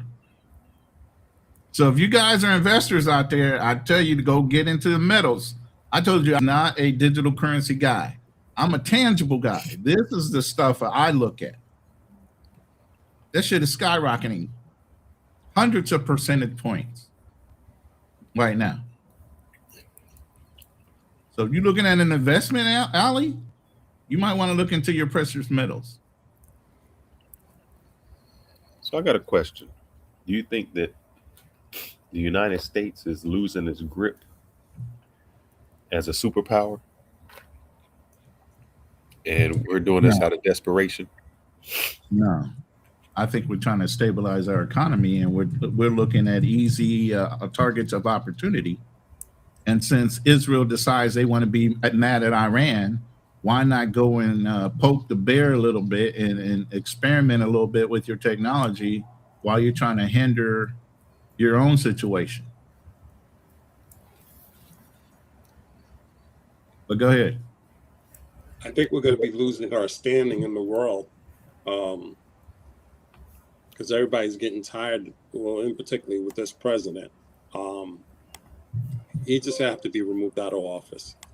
And believe me, the right is all agreeance with you guys. The right wants them gone too. You listen to Tucker Carlson and Fuentes and all these other ones, even Candace Owens. The midterm is going to be something crazy. You're going to have Republicans voting Democrat to try to change the House because there are no checks and balances. The alt-right wants what? To make America great, not Israel, not anybody else. This does not help the American cause at all. So they're against it. They didn't want this to happen at all. So even on people that you would think is totally with the president and MAGA and all this other shit, they're not. They don't like this as much as anybody else. So the right and the left are both united when it comes to why are we over in Iran doing this shit right now? It doesn't benefit the American people at all. We didn't have a problem with Iran. Go ahead. No, that's good. I would just add to the conversation, and again, this is just my opinion. Again, I understand what most people are. Most people are always going to be anti-war, period, especially in America, and that's just their overall sentiment. They want to be America first, and I think the administration, just like any administration, whether it's Trump or it's Biden or it's Obama, if it's Bush, they're still going to make plays internationally. That's a reality. I've spent 18 years overseas in clandestine operations. Things happen overseas. People seek power. If it's not us, then it's somebody else. Russia was still invading Ukraine. I don't think necessarily the world hates us. That's just a lot of propaganda. From my experience and from what the intel is on the ground, most people are more so leaning west than they are leaning than anything else. I think a lot of times we just look through the lens of our history, but don't realize the brutality Japan or China or big entities like Russia have imposed on people in regions, and the hatred runs deep, and the discontent and the disagreement runs extremely deep. I mean, come on, Thailand's a very peaceful place, but they're fighting Cambodia right now. This stuff goes deep. It's not always just the West. It's not always just Europe. Everybody has their own problems at the end of the day. And I think when America is winning the way we are economically, and most of the world respects that, hence why most people run towards America, not away from it, they're going to lean on the side of who holds the purse and who owns the chips. So I think that we still sit in a good position this war. People are going to have disagreements, but I think all wars have had that. World War II, most Americans did not want to enter that. Most Americans did not agree with it. So I think that just I'm going to disagree with you. Here's why I'm going to disagree with you. It's just my opinion anyways. Here's why I'm going to disagree with you. You understand history. Do you understand how the United States became a superpower? Because before 1935, 40, we were not a superpower. It was Britain. They were the superpower. We stayed out of the war. When all of the war happened, we were out of it. Russia got destroyed. Britain got destroyed. Germany got destroyed. The only people who did not get destroyed was the United States. We were able to become a superpower because of that. That put us in the rank. After that, we were the superpower. I know you keep saying we're economically there, but in the last 20 years, the people who stayed out of the wars was China. While we spent $38 trillion in debt and we're spending $10 trillion in war, China said, we're not doing that. We're gonna get our economics up. We're gonna get our intelligence up. We're gonna build on that. So the more money we keep spending, the reason these other countries are able to keep up is because we are spending so much money in wars. We're spending so much money to try to keep up economically. Where, I'm talking about World War II. After World War II is when we became a superpower. We were not a superpower in World War One. We were still a baby. It was World War II. And the reason we became a superpower was two. We were manufacturing everything. The war was never brought on our grounds. Everybody else was destroyed. That's why you had France destroyed, London destroyed. Everybody else was destroyed. We weren't. And we were manufacturing everything. That's why after the war, when we say war is good, the reason we could say war was good because it was good for us, because during war we were manufacturing. Right now we're not manufacturing. Shoot, our chips are made in Taiwan. If you take those chips away, most of the things we have don't function. That's why we had to try to get the chips back to the United States. We don't manufacture anything. Think about COVID. When COVID came, we didn't even have masks. Our masks were made in China. 90% of the antibiotics are made in China. 65% of all the ingredients in our drugs, China. If we killed 1 million people a day in China, we went to war, and we killed 1 million people a day for a year, they would still have 3 times as many people as us if they killed none of us. We're spending money in the wrong way. So we keep saying we're the superpower. How? But see, here's the thing, and this is going back to Israel. Why are we going to these wars? Look at, because Israel knew about it. But instead of telling us, they sending 5 dudes to go build it. I'm sorry, I had a delivery. What happened to Frontier Finance? The little hats got him. What the fuck? Okay. That's got him. Now Passport Blueprint just froze. Little hats got him too. Get out of here. They take over Fearless, baby. Hey, let's go ahead. And they knocked my power out too. I'm on a generator right now. But anyway, let's go ahead and play this video while we get everybody back up in here. And I'm letting LJ know this. Iran does have a conventional military. They are a proud and they are a big country. Possible case scenario is Iran says, okay, you humiliated us, you killed all of our leaders. We're going to go make this a regional mess and try to get as many people involved as possible. They're going to go after Americans, they're going to go after Saudis, they're going to go after everybody imaginable just to create a big mess and to try to draw the world into it. Just understand, the Iranian people are widely respected and not necessarily are always in sync with leadership.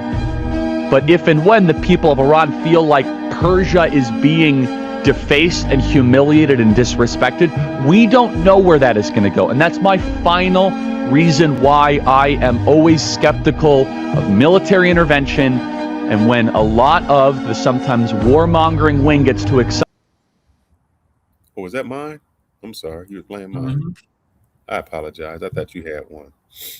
No, that was yours. I'm sorry. Well, exactly. He was saying the exact same thing. Yeah, I mean, he basically hit the nose on the head way before time because everything he said happened. They started reaching out and touching anybody and everybody around them. I want y'all to think about this. So I know y'all said, oh, they not a superpower. In order for us to get oil from Venezuela, we have to do a conflict. In order for us to get oil from Iran, we have to do a conflict. Who doesn't have to do a conflict? China. We stayed out of Africa. You know who's over there?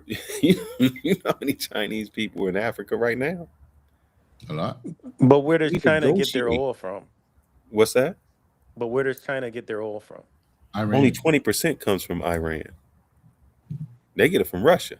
Yeah. Look, I want you to Google how much China gets oil from Iran. No, you're accurate. They only take 20% from Iran. You know who's getting hurt too? Here in the Philippines. They get a lot of their oil from Iran. And you know who's not hurting? So let's just think about China's not hurting. They have like 300 billion or 300 or 3 trillion barrels of oil. And you know who's not about to hurt? You know who's not about to hurt? Russia. Because you know what we said? We took the sanctions off of Russia. Right. We just took the sanctions off of them. We said, now y'all can sail. We put ourselves in these situations. And as I said, if you killed 1 million Chinese people a day for a year, that's only 365 million. They got 1.4 billion. That means they still have 3 times as many people as us. Yeah, but like I was saying before I got cut off, go back to why we keep going into these wars recently. It's all been over to the Middle East, and it's all been on behalf of Israel. Yep. Like 9/11. 9/11. That could have been prevented if Israel knew about it, but instead they sent 5 Mossad agents to go film it instead of telling us so we can put our defenses up. Israel, nowhere in sight when it comes. I got a question for you, class Blueprint. Mm-hmm. You lived there. Why are we friends with Israel? When I hear the CIA agents talking about Mossad, and I hear these other stories, they never have had our best interest at heart. Why are we friends with Israel? I'm just curious. Back in the days, I think it was Truman kind of felt sorry for him or something like that, and I don't know. Let's be clear which Israelis we're talking about, what Jewish people, the small hats we're talking about. We're going to go there in the next week or two. Go ahead and talk about the Ashkenazi Jews versus the other ones. Ashkenazis, Mirazis. There's different Jewish tribes and stuff. I ain't never scared. I'm going to talk about the small hats because I don't believe in them like that. Yeah, just to let you know, next week we're doing we're going to do a show based on what happened in New Jersey, where the guy went to New Jersey and he's showing how the majority of the people there are on welfare. Yes. People, let me say that. The Jewish people are on welfare, and here's what they're doing the exact same thing that we're blaming the Somalis for. Yeah. And so what they're smart about is they get married in their synagogue. They're not getting married by the state. So their women, when they have 8 or 9 children, are single women. So they're collecting welfare. Also, look, I can't even take nothing away from them. They elected the majority of their people to their school board. Yeah. And when they elected them to their school board, they voted to close down the public school and put the resources toward their Israeli schools. Well, they shut down the public school and bought not even that shut public it down. school Yeah, not shut it down. It pennies ran on out the of funds. dollar and turned it into a Jewish school. Yeah, it ran out of fund. They defunded it and then bought it. They defunded it. Man, that was a great documentary. That dude, man, that was a hell of a documentary. So we're going to review that one next week. But yeah, there's so many different angles. Like I said, we can attack this thing.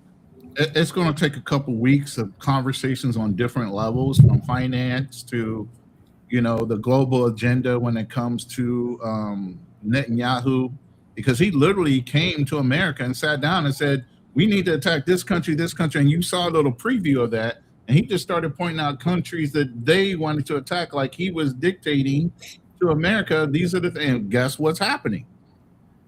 Everything he said he wanted to attack, we're following through on helping him. I know. Why is that? Again, why is that? And I'm going to tell you, Tucker Carlson and everybody else is saying, why do the little hats think we owe them? We never attacked them. We didn't kick them out of Germany. We didn't cause the Holocaust. We liberated them. But yet and still, the United States somehow owes the Israeli people. I think it goes further than that. I mean, when I say further than that, when you look at Senator Cruz, when you look at Lindsey Graham, when you look at what they say, when you look at Rubio, I mean, they are saying, like, I There's am no Israel greater. first. So Yeah, there's no how do greater we get to ally. this part? Yeah, how do we get? It's not even allies. It's almost like Israel first. Well, we got here, or they got there based upon the funding and these super PACs. Whenever the super PACs came into existence, is when the whole game changed with politicians. They never had that speaking point about them, and then super PACs came into existence. Those talkings points, because I bet you if you go back and look at, okay, when did APAC come into existence? You know, it wasn't. Um, JFK, Air. Well, it was called something else right before that, but yeah, it but it changed it. wasn't as strong as it is now. Well, see, no, JFK never kissed the fucking wall. Correct. That was his Right. problem. Right. Every president has kissed that wall. Why is it? I got to ask that question. I would say Why is it? That- You guys are a little more intelligent than me. Obstacles, wall wait, is wait, a wait. Roman Why is it that we wall. kiss the It has- wall? Wait, fearless. Hold on. Obstacles has something to say real quick before you go into no, that. Fearless can finish because he wanted to go. No, my somewhere. question Go ahead, is, Fearless. why do we kiss? These are stout Christians. Yeah. Why do they kiss the wall of a religion? Passport Blueprint, you said that they spit on Christians. Why do we kiss the wall of a place that spits on us? Because we don't go to a Muslim country and pray. We don't go to Buddha and pray. We don't go to India and worship their deities. Why is it that we kiss the wall of another country? And not only that, I have never seen Netanyahu come here and go to a church or pray in a church. Why is it that we do that to them? That wall is a Roman wall. It has no significance to the Jewish religion. Nothing. It's nothing. They got the wrong wall. That's how You can say that, and just the way I can say No, that. representation. No, It's no, just a no, no, statement. no, It's the no, wrong no, no, wall. no. Listen to me. You can say that's the wrong wall, just like I can say that the church of the It's whatever over there. representative of something of Correct. honor. So I Correct. get that. And the same thing with when you go visit the Pope, what are they doing? They're kissing the ring of the Pope. But no, I've never seen Obama kiss the ring of the Pope. I've never seen Trump kiss the ring of the Pope. But I seen Trump put on a little hat and kiss the wall. I seen Obama put on a little hat and kiss the wall. So I'm curious. Oh yeah. Why is that? Well, the Christian, let's say evangelicals, like Ted Cruz, those guys, they believe. I forget what is it, that verse that's in the Bible that says, you know, about protecting the children of Israel and the and being blessed. I forget. I think it's either Genesis or it might be Corinthians. I forget which one it is. It's in Genesis. But the So people that are that's in Israel right now are not the children of Israel. You right. keep saying that, we but that all doesn't we mean all anything, understand Ronan. that, What but does that that's No, mean? their we talking didn't, because point. I didn't understand that up until like about 4 or 5 years ago. I mean, when I was in the Gulf War Yeah. and Israel was trying to jump in, if they turned Yeah. around and said they needed to send some American troops just to stop Israel from jumping into the original Gulf War, I already told them, you might as well arrest me. I'm not raising my arm, my weapon or nothing against Israel because of my beliefs. But you know what, guys? To be honest with you, you know, I wouldn't give a damn. to They're not be the honest real with you, Israel. I kind of feel that everything in the universe, if you're divine actions and things like that, I really feel that God knows those aren't the people there. And that's why they're never at peace. This thing's been going on for years. Yeah. And the God has a strange way of saying, hey, you're never going to have peace because this is not yours in the first place. Right. Obstacle, you was going to say something? Yeah. I would add to the whole Israel matter. No president is only America. It's other things. It's totality. And so when I look at the situation, whether it's Trump or whether it's Biden, both are making decisions about quote unquote allies. I mean, look at the EU. We rebuilt those guys. It's called the Marshall Plan. Most of the money we've been protecting EU for long via the NATO. We've taken care of everything for them. Same thing. You could have the same energy that you have for Israel, for other allies that overuse and abuse their relationship with the United States. And so, net net, I think we do have instances of different countries doing that. And again, if you could point out Israel, you should definitely be able to point out EU too for exploiting that. for But a what wars long have they time. gotten us And into? so, That would be my question. many wars. In AFRICON, they don't hold any real military position. They utilize all our infrastructure. And then they also don't contribute also their own turf. When it came down to Ukraine, they leveraged their relationship with us for us to send the money to Ukraine, but they weren't making contributions. So again, it goes deep, and they have exploited us in the same way, even more so. So I get that sentiment, but again, I think we're still in a very powerful position, and that comes with it. And of course, having a conversation to address that so we're not being misused and abused to a high extent is a valid point. But you say Ukraine. Let's go back to how that operated. We made an agreement with the Soviet Union that NATO nations would not push up against the Soviet Union. We said that. We agreed to that. And then all of a sudden, we break the agreement. We were going to let, that's when Ukraine wanted to become a part of NATO. But what we said before was, we won't have that. There won't be a country that encroaches upon Russia. And then we break our own agreements. And then we blame Russia for going after Ukraine when it was us that put them in that position. So you can't say that Russia was the aggressor. We broke the agreement. I didn't blame Russia. I didn't blame Ukraine. What I pointed out, again, back to your point when you said, how did the EU misabuse us for wars? That was one of the scenarios in which I gave as an example. I did not say Russia was bad and they shouldn't have did it. I didn't say anything like that. I just pointed to. But you're saying that. What I was asked to But be obstacle, here's the thing. When you say that, we have to keep it in context that when we go to war, EU is with us. Whereas when we go into war with, like when we went to Afghanistan and Iraq, we have soldiers from the EU there fighting along with us. But when we're doing this right now, like where is Israel?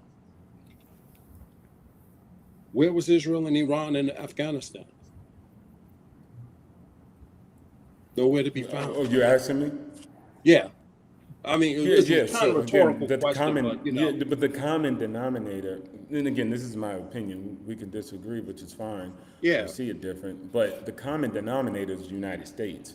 So whether it's Israel using it for its means or EU using us for their means, what I'm just trying to show in the conversation, along with the conversation about Israel, is that many people do that. But I don't hear much people saying EU rules and dominates us. I would say they do to an extent. They always leverage that brotherly bond, but contribute no money in NATO. They always point at us as the dogs that beat everybody in the world, while at the same time utilizing us to do the dirty work for them.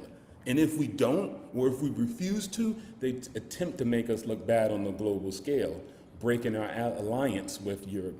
And so again, starting with the Marshall Plan, we rebuilt those barbarian individuals. We forced the EU among them to cooperate amongst each other. Prior to that, all they knew is death and destruction and decay in order to separate Africa from its resources. So again, we put that on lock for a lot of time. So I'm saying that external forces tend to try to exploit us for their own potential gain. And Israel could be on the board right along with the EU and other great examples of people trying to do that, which makes sense. The reason I'm going to go against that is this. What? In the NATO or something, we always veto, meaning whenever we say that Israel is apartheid, we either abstain or we veto against it. Because when we they say, made it a law. Yeah, we always go against it. So we go against what Israel says, but for the other countries, we either for it or with it. EU didn't bring us into Afghanistan. EU didn't bring us into Iraq. We choose to do that because of our own power. EU didn't take Venezuela's oil. EU didn't do any of that. That's America's doing. And if you looked at the first video, who said, yes, let's do this? Greenland, Venezuela, Iraq, Iran. It was us. And we can't even say we had a bad agreement with Iran, because I remember in the 1980s, a dude called what's his name, Oliver North. What was that, the Iran Contra? That was us selling guns and weapons to Iran. Yeah, I think what we're witnessing at this time period now is I call it, I mean, e- just a play on words. It's called I call it the great regime change.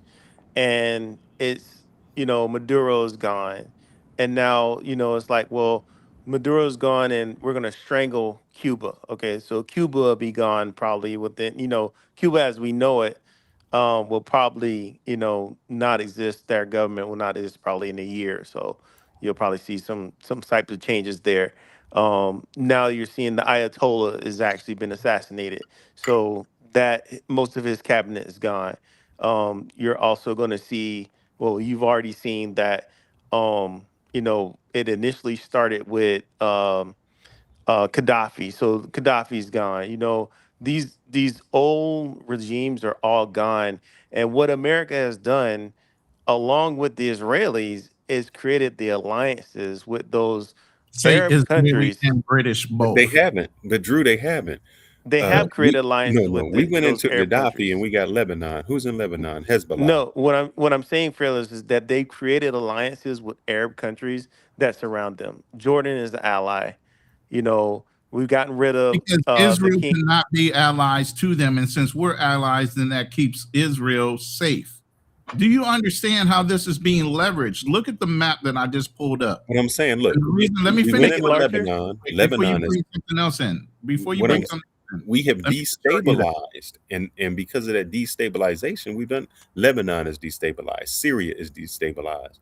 That doesn't make them safer. You say I never said anything about yeah, safety. I said that this is the regime great change. regime change. But that what I'm saying is, how does that regime Whose change regime, though, are you talking about? benefit? Does it So benefit? Who does it this is benefit? it. So what we've seen is done. When I say the great regime change, let me define it a little bit more. Saying we have gone in and made it to where, okay, you don't see any of those Lebanon or nah, Syria, not Syria, but what was the first country? Lebanon, Gaddafi's country. Lebanon, or yeah, No, Gaddafi's country. Um, what is wasn't that? wasn't he Lebanon? Libya. Libya. Yeah. So Libya doesn't have any real air force anymore, anything like that. Those weapons. Now you're seeing we're going into Cuba. Really doesn't have anything like that themselves. Also, we basically have neutered a lot of those countries to where they don't have those major weapon systems. And But the point is, why are we doing this? And that's why I'm trying to show you guys. You guys are talking around it, but I'm trying to be very direct. This map was prior to 1947. The UN partitioned off Israel for the land because they felt sorry for him. Israel was not even a state. They were Palestine. This is all Palestinian land. If you look at the marker where it says Arab nation versus the Jewish nation, which is green. Do you see Jerusalem part of fucking Israel as a state? No. Who owned it? The Palestinians. But all of a sudden, all that green area, Tel Aviv, all that, that's still there. But now they have all of Jerusalem. This is where all the Gaza Strait and all the wars started. They pushed them back. They kept on pushing them back. They kept on living on top of them. And they pushed them all the way back to where? Egypt. This has been going on for a whole lot of years. This is that's not basically that stable. period there. I think is the beginning of the 7-Day War. Well, see, it's been because going on longer than that. But see, here's they the were thing. attacked by Why are Egypt, they- Jordan. But then they started calling Palestinians what? Terrorists for doing what? Defending their own fucking country and their own land. But because they had America as their big brother watching them and enforcing everything that went on from their statehood on, and it's always been America and Great Britain. It's always been both of them. How would you feel if somebody who's not even affiliated with your land give this group of people who are not from that land preference. 51% of that land. Yeah. You just said, Fearless, if somebody came in your house, wouldn't you fight them? You wouldn't give exactly. I have no problem with the Palestinians right. So doing at their doing. At the same time, the Palestinians have been fighting this war up front since they were basically forcibly told to give up a portion of their land, feeling sorry for the Ashkenazi Jews and everything else. But also, too, you got to consider that Israel bought some of that land, too. Forcibly. Do you think purchased some of that land? Wait. Do you think Palestine wanted to sell that land? I don't know, but they purchased it. They didn't want to sell that. But not where they're at. What about the West Bank? And then when you keep talking about Hamas, Hamas is not in the West Bank.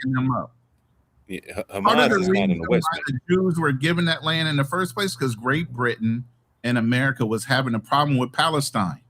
So they built up Israel as a state so that they can reinforce being able to basically regulate the Palestinians. What was the problem they were having with the Palestinians? They were basically Bedouins. They were basically a bunch of nomadic Bedouins. But they were like nomadic. They were also. It's not really personal to the Palestinians. They were looking at Uganda, and so it ended up being Palestine at the end of the day. But they had several sites that they were looking at.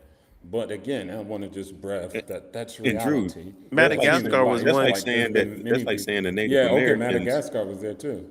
Was nomadic, but it was still their land. I agree. Yeah, I agree, but I'm just saying. He said that they were having problems with them. What were the problems they were having with them? They were nomadic. Well, no, if you look at it, the Palestinians, they show the boats where the Palestinians were. Let's go back to history. They welcomed the Israelis. Yeah, nobody wanted the Jews. They not Israelis. They welcomed the Europeans. We didn't want the Jews. Nobody wanted the Jews. The Jews wanted to come to the United States. We didn't want them. The Palestinians welcomed them with open arms. And you hear the stories about where they would say they would leave to go to the store and they come back and the locks would be changed. Like, this is our house now. You know, if you go back and look at some old historic videos, the Prime Minister of Israel, Golda Meir, he claimed herself as a Palestinian. She was initially a Palestinian. She changed over to statehood to become that first. But Drew, here's the thing. They had land they can go to. It's a place called Oblast, Russia. They were given that before they even hit Palestine. They were given that land. But why they didn't go to Oblast, Russia? Your guess is as good as mine. Is probably cold. Well, it is cold up there, but still, they had land that's twice as big as Palestine. So they decided. Do you guys think like everywhere they go, they get kicked out for some reason? Why? Do you guys think that this is the beginning? I don't think it's the problem with the United States of America. I don't think it's the destruction of America because of this. Like, come on. Like, again, we're still functioning on all four cylinders. Our economy is still strong. Our military is still strong. Is it something that needs to be checked out? Yeah, all right, go ahead. Figure it out. Here's the biggest something thing that's going to cripple the United States? Nah. Here's the biggest thing. You don't think this is going to start to cripple the United States? No. I don't think so. What it's going to do is start opening up the eyes of everybody, because now the magnifying glass is on both sides, the left and the right. Why the fuck are we in this shit? Why are we fighting for Israel before we take care of our homeland? You said make America great. You didn't say go make Israel great.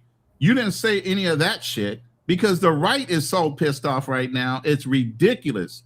You got Nick Fuentes on the line, who's totally on the right, who's totally a racist, saying, I will vote Democrat, and I'm inviting all my grippers to do the same fucking thing, because this is not what we agreed upon when we put you back in office. I agree with you there. So the midterms is really what's gonna cause the gates to be closed on carte blanche President Trump being able to do anything, because right now the House and the Senate is owned by the Republicans. They're not gonna check him on the fact that he didn't get congressional approval to do the shit he's doing. Once you put some checks and balances back in by having the House or even the Senate controlled by Democrats instead of Republicans is when all that shit stops. And guess what starts? Impeachment trials. Well, I don't know, Ronan, because one of the first actions this administration did, which was so strange, is that they got rid of the IGs. They got rid of all of the IGs. There's no more inspector generals, you know. And why do you And think that is? That ain't strange. that's your checks and balances. Your IGs are the ones that are going to call you out. Yeah, and I think, but again, I want to, well, again, this is my perspective, but everybody does stuff like that. They try to assume more power. They both blame each other. Like, for you not to be honest about it, they just do it differently, but they're attempting for the same result. And so, net, I see that if it comes in a rise that people want to impeach Trump, then so be it. That is the order of the land. That's why, again, I believe America is too strong, and it will sort itself out. And we have a good system to do that at the end of the day.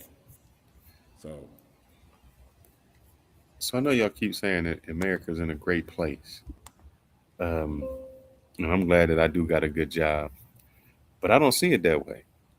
I see that people can't afford housing. We can't afford food. The food has gone up. Gas is going up. Automobiles going up. This is the first generation that says they can't get into housing. We They are can get spending, into housing. They just don't want to get into housing in the areas they want to be in. well, Thank you, Drew. where I'm at, I know y'all say that. Facts. I don't see it that way. When the average house is still $400,000 where I'm at, what you have to get there is makes the wall much better, much higher. When Hey, we look bro, I can say this just by my experience that unfortunately, I have a home in Hawaii, and people leave Hawaii all the time to get houses somewhere cheaper, so they come to Nevada. So if you want to live in the area, can you get a house? Yeah, absolutely, but you may need to move. Well, Yeah, and moving is that's great, always but you been got to have a American job where history. you're at. So usually where you move to, the job is still paying less than where you're at. So it's like saying, hey, I can get cheap housing in Alabama. Yeah, but there's no jobs in Alabama, or the jobs become proportionate to what I would be making. And also, many people take that perspective, and I'm okay. That's probably why they won't have a house, or that's probably why they have the issues that they have in their life. But when you really break it down, if you're an entry level, you look for an entry house, not a medium house, which is mid-level pricing. And again, this is why I love doing this stuff, because I liberate people from those ideologies that they can't afford it.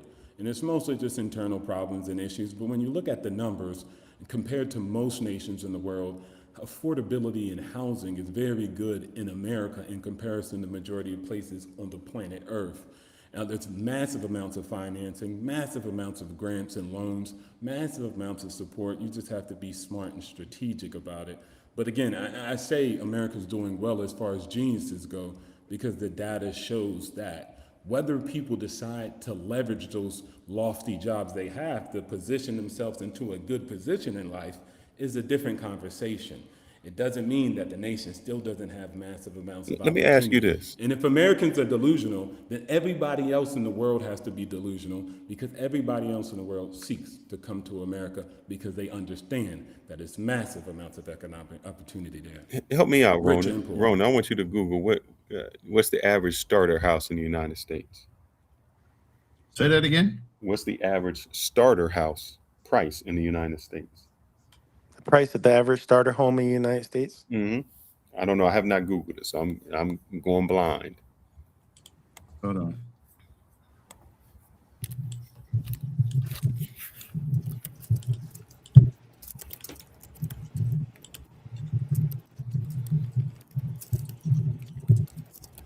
You know that number is going to be skewed based on the area that you're. I know. Well, you just said United States, so it'll be just the whole of the country. The average house is approximately between 192.5 thousand and 200. I'm looking at something different. My ChatGPT says the average starter house is 260,000. That's doable. The top end. The bottom end is 192. The top end is confirmed. It's 260. That's But doable. Waterman is 192. Very, That's very, very doable. very doable. And the Very United, doable. especially if you're in Kansas and Missouri, those houses are running, and some of those older houses are 40K, 45K. You can basically knock that house down and build your own fucking house, but you're on fucking land. Doable to who? In Kansas and Missouri, you can do that all day long and build a very nice house for that price. You What know you're what I'm saying? saying at Hold up. 190, I'm looking- 195,000 at at this- 6% I'm is looking what? at the numbers. I said it said the average house was 260,000. Okay. That means the income needed is 70 to 80K. $70,000, right? Yeah. What is the average Doable. salary in the United States? About 45 to 50K, depending. So that's double what you have to make. No, it's about 20,000 over. Because Okay, 70,000 so let's say annually. it's 60,000. Let's say it's 60,000. If the average salary is 40,000, You're living house poor. Yeah, you're going to live house poor if you buy a house. And If you fearless only make too. that amount of money. Not everybody needs to be able to own a home. I mean, it's just what it is. Not everybody's going to own a home. So you have to qualify. And everybody was house poor. And if you look at DTI is around 55. So you have to take DTI into consideration. Again, this is why I liberate people out of this ideology, because it leaves them behind. It leaves them, deserted without a home, believing that they can't do it because someone said it on a TikTok. Right. Again, if you look at the information on the ground and you actually do the legwork, not only is housing in America affordable, it's profitable. You can actually move into a house and get paid and take money away in the deal, even though you'll be house poor, but that's okay. You had no money in the first place. So again, Now it's you all have an about asset how at you least. do it. Exactly. Now you at least have an asset. Right. So the opportunities is there. That's why I'm more so leaning on the optimistic to be bullish about America, because I know how the landscape is laid out. And these are people that I'm taking at an average, truck drivers, people who work at restaurants. These are not IT professionals making 100K. These are just people. But hey, making hold on regular now. money. Obstacles. Truck drivers are making over 100K now. Now, how much do they keep? Yeah, some are really doing good, yeah. And the operators are there. They're making a killing. And like you said, My question would be how this much you then. gonna keep? If the housing is so Right. great, why are so many of the housing contracts canceled? Why is this the lowest time when people are buying or selling houses? You got to look at, hold on. You got to look Yeah, that's back a about small a portion year of to this. 3 years ago where people were overpaying for houses. They were Yes. literally paying $100,000 to $200,000 just to Hold close up, a but nothing has deal. changed. Hold up. The houses here, where I'm at, maybe 5 years ago, a $200,000 house all of a sudden became a $500,000 house. So it didn't Not change. all of them. Hey, first of all, that's over-evaluation. Nobody's putting no checks and balances on the fucking appraiser. Overvaluation doesn't mean anything. No, it's still what it Listen, appraises for. Let me explain why. Back in the early 90s or late 90s, I was going to buy a house. Okay. And I'm an architectural major, so I understand building materials, location, all that shit matters, right? Well, I'm buying a first phase home in Ontario, California. Okay. At that time, that house is going to be appraised for, and it was a very nice house in a very nice community, for $165,000. They said, you're lucky, as I'm signing a contract. I said, why am I fucking lucky? Well, by the time we get to the fifth phase, your house is already going to be appraised for $300,000. I'm like, what the fuck? How are you doing that? Oh, well, we raise the price on every phase. I said, are you doing that because of the cost of materials? You doing that? Why? Cost of inflation? What the fuck are you doing? How are you raising the price on every phase to get to the fifth phase? Oh, we just can. No, you fucking can't. The appraisers and the fucking contractors got together and they agreed to let him charge whatever the fuck he wants. And that's why housing is so upside down, because there's no regulation and nobody keeping anybody fucking honest. And that's been since the 90s.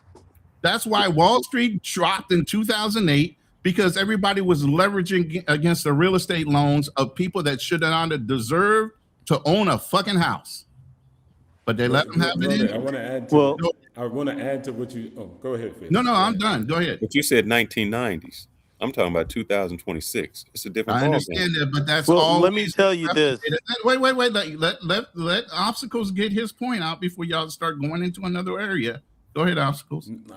I was about to add on what you just Yeah. said, Ronan, and it's actually funny. I know we kind of tend to say Wall Street and banks, but Mhm. I ran the numbers through ChatGPT and also Grok, and also just did the research because, of course, I give this information to a lot of people.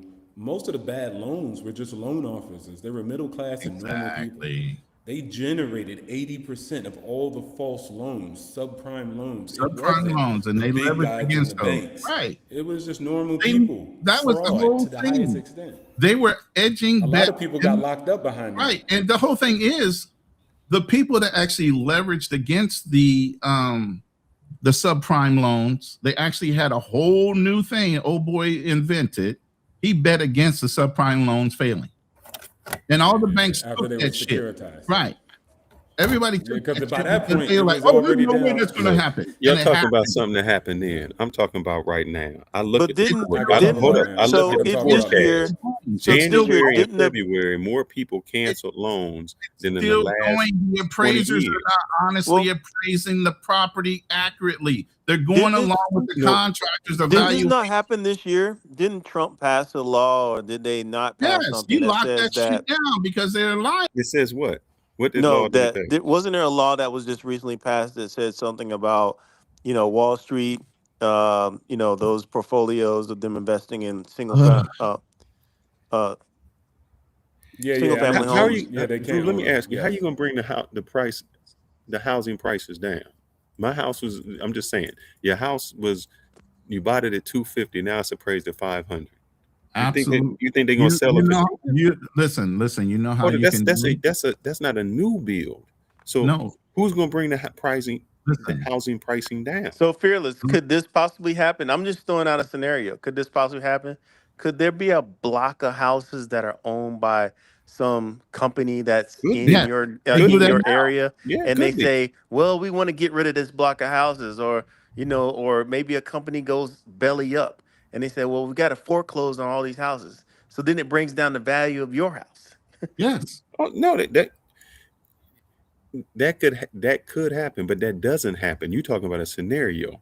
Yes, This is there's a what real hold estate up, mutual fund right now this where is what usually happens. I'm gonna tell you what owns usually houses. happens. Wait, there's a real estate mutual fund right now where multiple corporations brought up a lot of real estate and they use that as the funding for the fucking the whole investment. What's Yeah. that got to do with And bringing then, houses down? and then what's funny too, Ronan, is about it is They're the holding people the who market up by available resources. If they're buying up the houses, it makes it less. So that brings up the value or falsely brings up the value on the housing.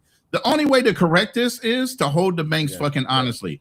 Have actually federally certified appraisers go out and reevaluate all the properties that look like they might be They already overvalued. do that, Ronan. Readjust the loan. Readjust already the do it. loan from the bank and readjust what the payments need to That be. doesn't happen. Here's what happens. That's why it doesn't I'm happen. telling you, I live in it. This is exactly what happens. Every year, your house goes up, and there's people complaining to say, "Man, I was just paying $3,000 in mortgage, and now my mortgage went up to $3,300." You know why? Because they want the taxes. That's taxes and insurance. They want the taxes from the fucking Hold on. So county. now let me talk. Your house does not get appraised by the federal government. Your county appraises your house, and your taxes are based on your appraised value. And every year, your house value goes up because they charge you more in taxes. Correct. So what you're trying to tell me is the county is going to say, "No, we're going to appraise your house for less." That doesn't happen. They usually did. They usually did historically. That's been the big The- problem. the- They never praised the county assessed is not value. appraising your house for less money. That's why it's called assessed value, and then there's Yes. market value. Those are two different things. It's an And they're assessment, usually not an aligned. appraisal. Assessed value is always reduced because it has a different formula to it. Again, I did $500 million in real estate. I might know what I'm talking about just Okay, a so little bit. A little bit. I don't know so everything. Then if houses are so affordable, why is nobody buying the houses? Because people are not financially literate, and also people don't seek home ownership as a priority as everything else that they have in their life.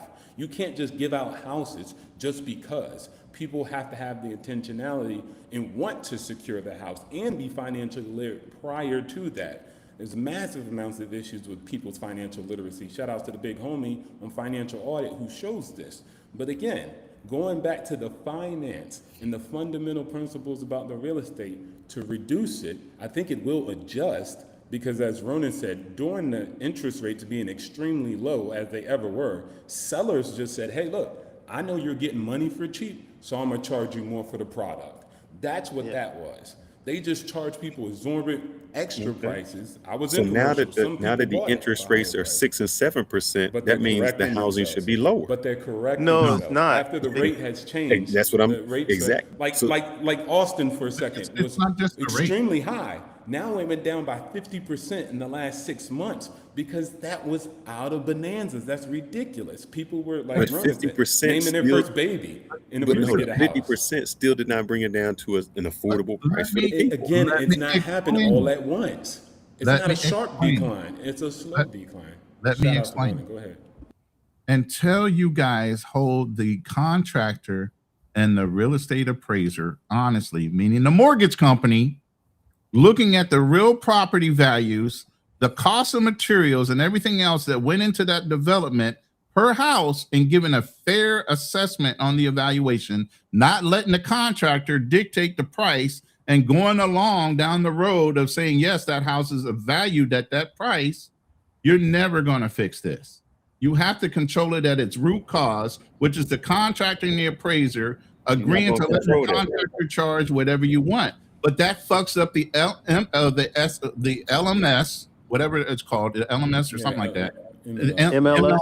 Yes, that fucks it up because the price per square foot is off based on the contractor and the appraiser not evaluating the property in that area correctly.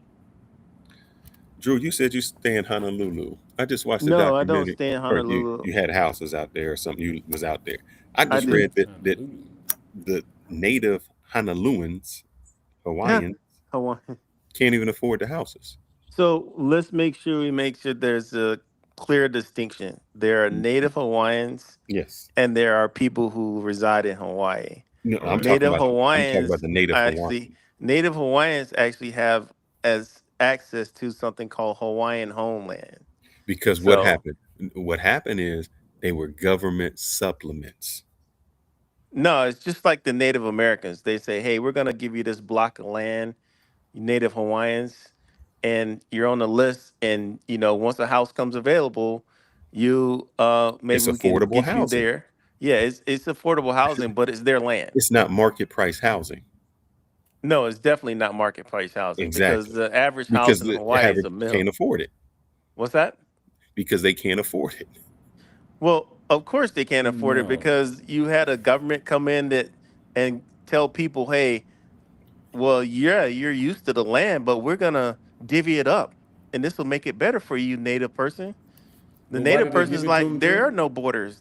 What are you talking about? The land is the land. We just live here. Why did So- they give it to him, Drew? Why did they give? Or to give it to them. The land. Yeah, why did they give them this subsidy?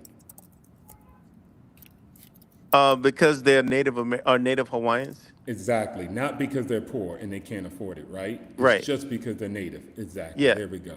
So again, we have to go back to the case of the matter is it is affordable. And then again, people don't think it is. They say it's not. Okay, completely fine. I'm okay with that too.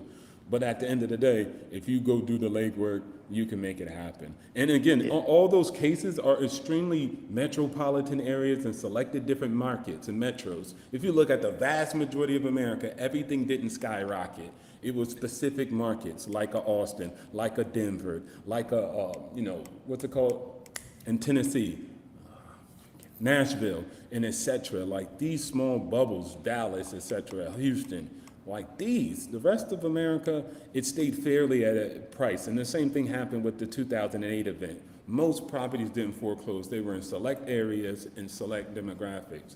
So again, I think that when it comes down to housing, it is affordable, but you have to be financially literate first.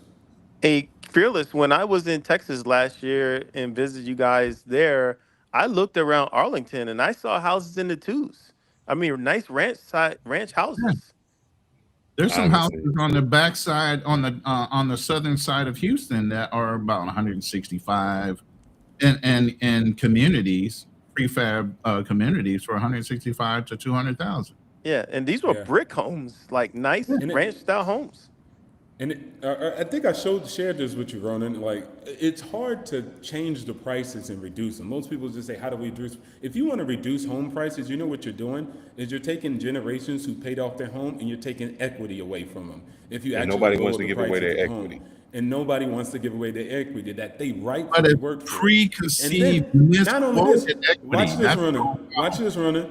Yeah. Also, on top of that, when you say, okay, let's do affordable housing in your community, people don't want that. You know why? Exactly. Because affordable Which brings housing will down the other damage their house. valuation of their house. Yep. So Not they in my self neighborhood. interest And of see, here's the the thing: people. it keeps propagating itself because nobody wants to devalue their home. To be honest, Yeah, that's funny, man. Because when I first moved, had a house here in Vegas, that I remember a realtor saying, the bus line doesn't go all the way up to Anthem, and I was like, oh man, I wonder why.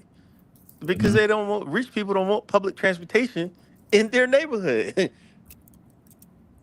Yeah, and poor people don't want other messed up people in their neighborhood. So everybody does Right. some guarding to some extent.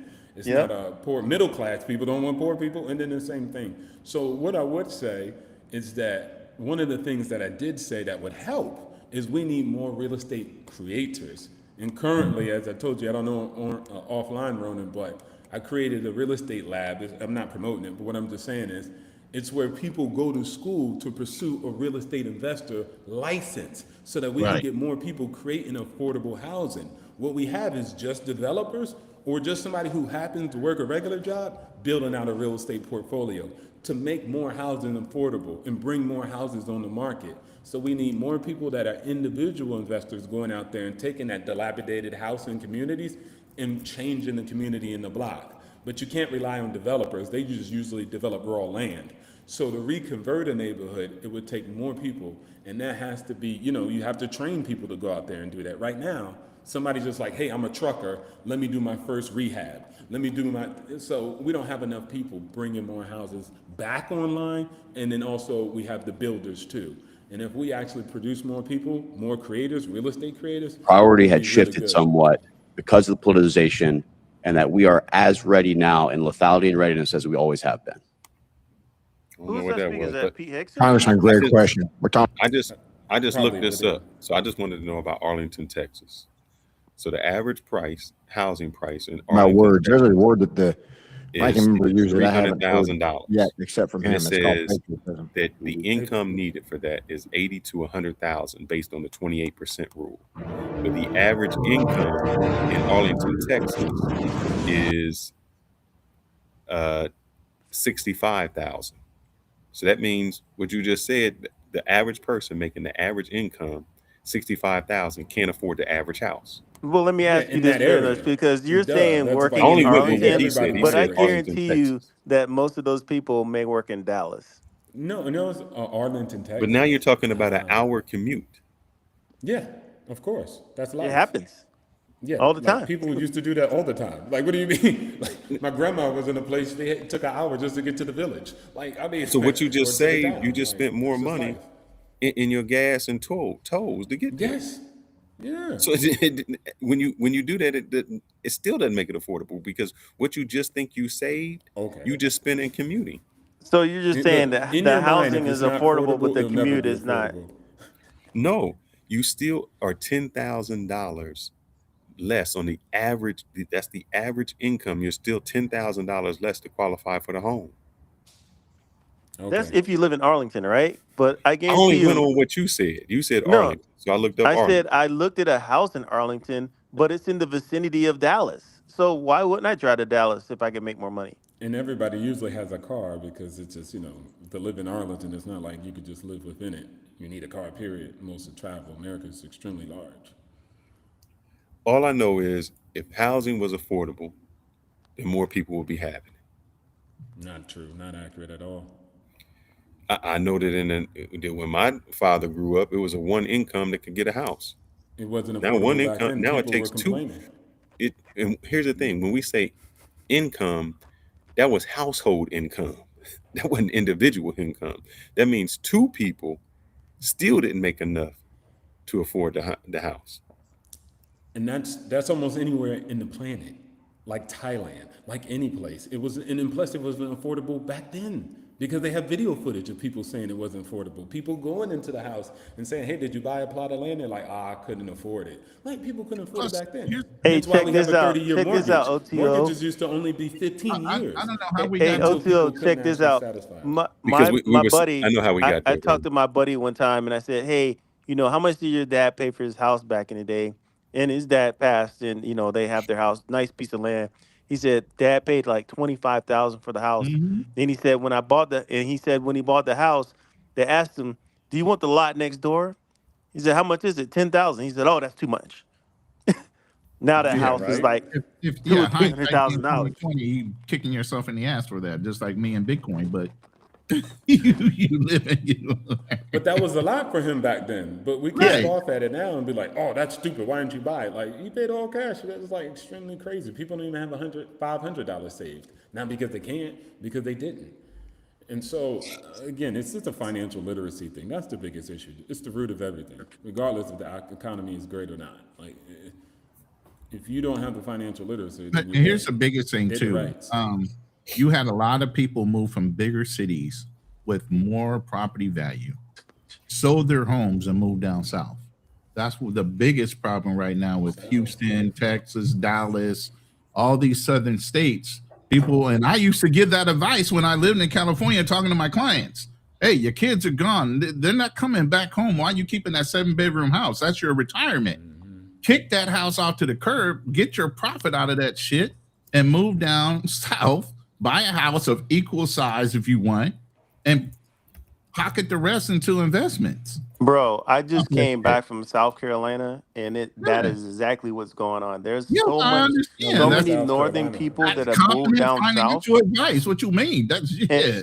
And bro, let me tell you this: they moved down They south, pay. and they're buying their homes, you know, nice cash Cash. or whatever, Right. and they're going like, But they're the working as locals a are bus driver, fucking making hating that shit. $20 an hour, making great The whole money. thing is the locals are hating that shit because No, it's but you, running up the Drew, price on what you're them. not taking into account is this: the people Okay, who sure. moved down south usually had money, just like the people who moved from California to Texas. Exactly. But Their what does house, that do for the? they were Listen, you just said that it. was It raising drives the up price of the for house. people. Right. It drives up the price for the people locally that weren't Correct. making that much money and don't have the money, so they can't afford it. Fearless, I Correct. will tell you this: they are moving down south, and they're moving down Oh, I know south they're into moving new down south. neighborhoods. They're not Yeah, moving because down usually, south into old neighborhoods that have no, been because built by usually the people. people who are moving have the income to either buy their house or pay more for the houses. That's what happened in Texas. People from Man, California moved to Texas, right and where just I like they was, moved to Austin. That's the reason the housing prices in Austin skyrocketed, I swear to because God, the right people where were I saying, was, "Oh, this house is I only paid 400,000. 23,000 for 4 My acres. house was $1 million. I can buy this house," and they were buying it sight unseen and paying full cash for it. And some of them were No just appraisal, no Right. inspection. nothing. And Right. so Because I was and putting so in bids, and I and was And getting that's what so rejected. throws all of off the the housing housing market. prices went up. Right, but that throws off the housing market because it's an improper evaluation based on somebody wanting to pay through the fucking nose for property. It's not There the was no improper evaluation, because it's there what was no people are paying. evaluation. Yeah, it Right, was but straight out when of people pocket. wait, it wasn't initially. But when somebody else goes to sell, what does the fucking seller Yeah, do? they go He get that goes comp. They go get that reappraises comp. and looks at that comp and says that house Ooh, down my the street property is now worth 400. 500,000. Now your house is now sub the price Now I'm because winning. now it has more rooms, more of this, more of that, and it over evaluates and inflates the fucking market. That's what And you I've been know trying to say the whole fucking what's time. what's I just funny told you, is wait. In Woodlands, where I was before I left Texas, they were selling 4 acres for 123,000. Then just put a house on it. yeah. You know what's funny, guys, is that you know how we talk about you know you guys were mentioning your next show, and that was one of the cases in that documentary where the guy said, "Well, the people who lived here or lived in this area, the small hats are coming around asking if they want to sell their house. How much would they Exactly. sell the house for? Are you going to sell your house?" Because And the government would pay for it. and eventually people would eventually sell out. So They okay, literally Wait, know how hold to on. have Stop right there, though, paying the Drew. mortgage. Stop there, Drew. That's the important part that people don't get about that. Because I remember I watched the video from Tyler Oliver or whatever Yeah, his that's name is. him. That's the one Yeah, we're talking but, about. but what did the lady say? The lady said they formed a group and they said, let's hold the line. And what did people do? Sell the hell out. Sell their house. Period. Exactly. But the reason they were selling So them you out can't because they blame were another group for you selling out. No, there is no. because they were You sold rezoning. out. Hold You up, sold hold up. out. They were Exactly. rezoning. They were making it so uncomfortable for the people who lived there. It became difficult. The Okay, struggle. so Yeah, now- you just tell them I don't want to sell out. sell. Now we're giving excuses for selling out. No, you sold out. Hold the line. Sir, if I lived in a Period. place and my grocery store isn't the same, I don't have the same schooling, my schooling isn't there, it's not a comfortable neighborhood for me to be in. Even the lady said it herself. And what did she say? Like- She said, yeah, you can hold out. She said, but it's not a sold place I out. even want to be in. It's a place that they even have Anymore. their own police So force. you What are you lost. talking about? You lost the war. There is no universe to protect you from losing. If you want to sell out, you're going to be sold All right. out. So It is you in what the it is. South, and all the KKK live next to you. Do you live there and Well- just say, I'm gonna bear with it, or I'm gonna leave? Well, some people did, right? That's American history. Not everybody ran. Some people held their position. Some people owned Facts. land. My ancestors, I don't know about yours, but some ancestors stood the ground regardless. It's not like they ran up north and it was all peaches and creams. They dealt with it up there too, just in different factions.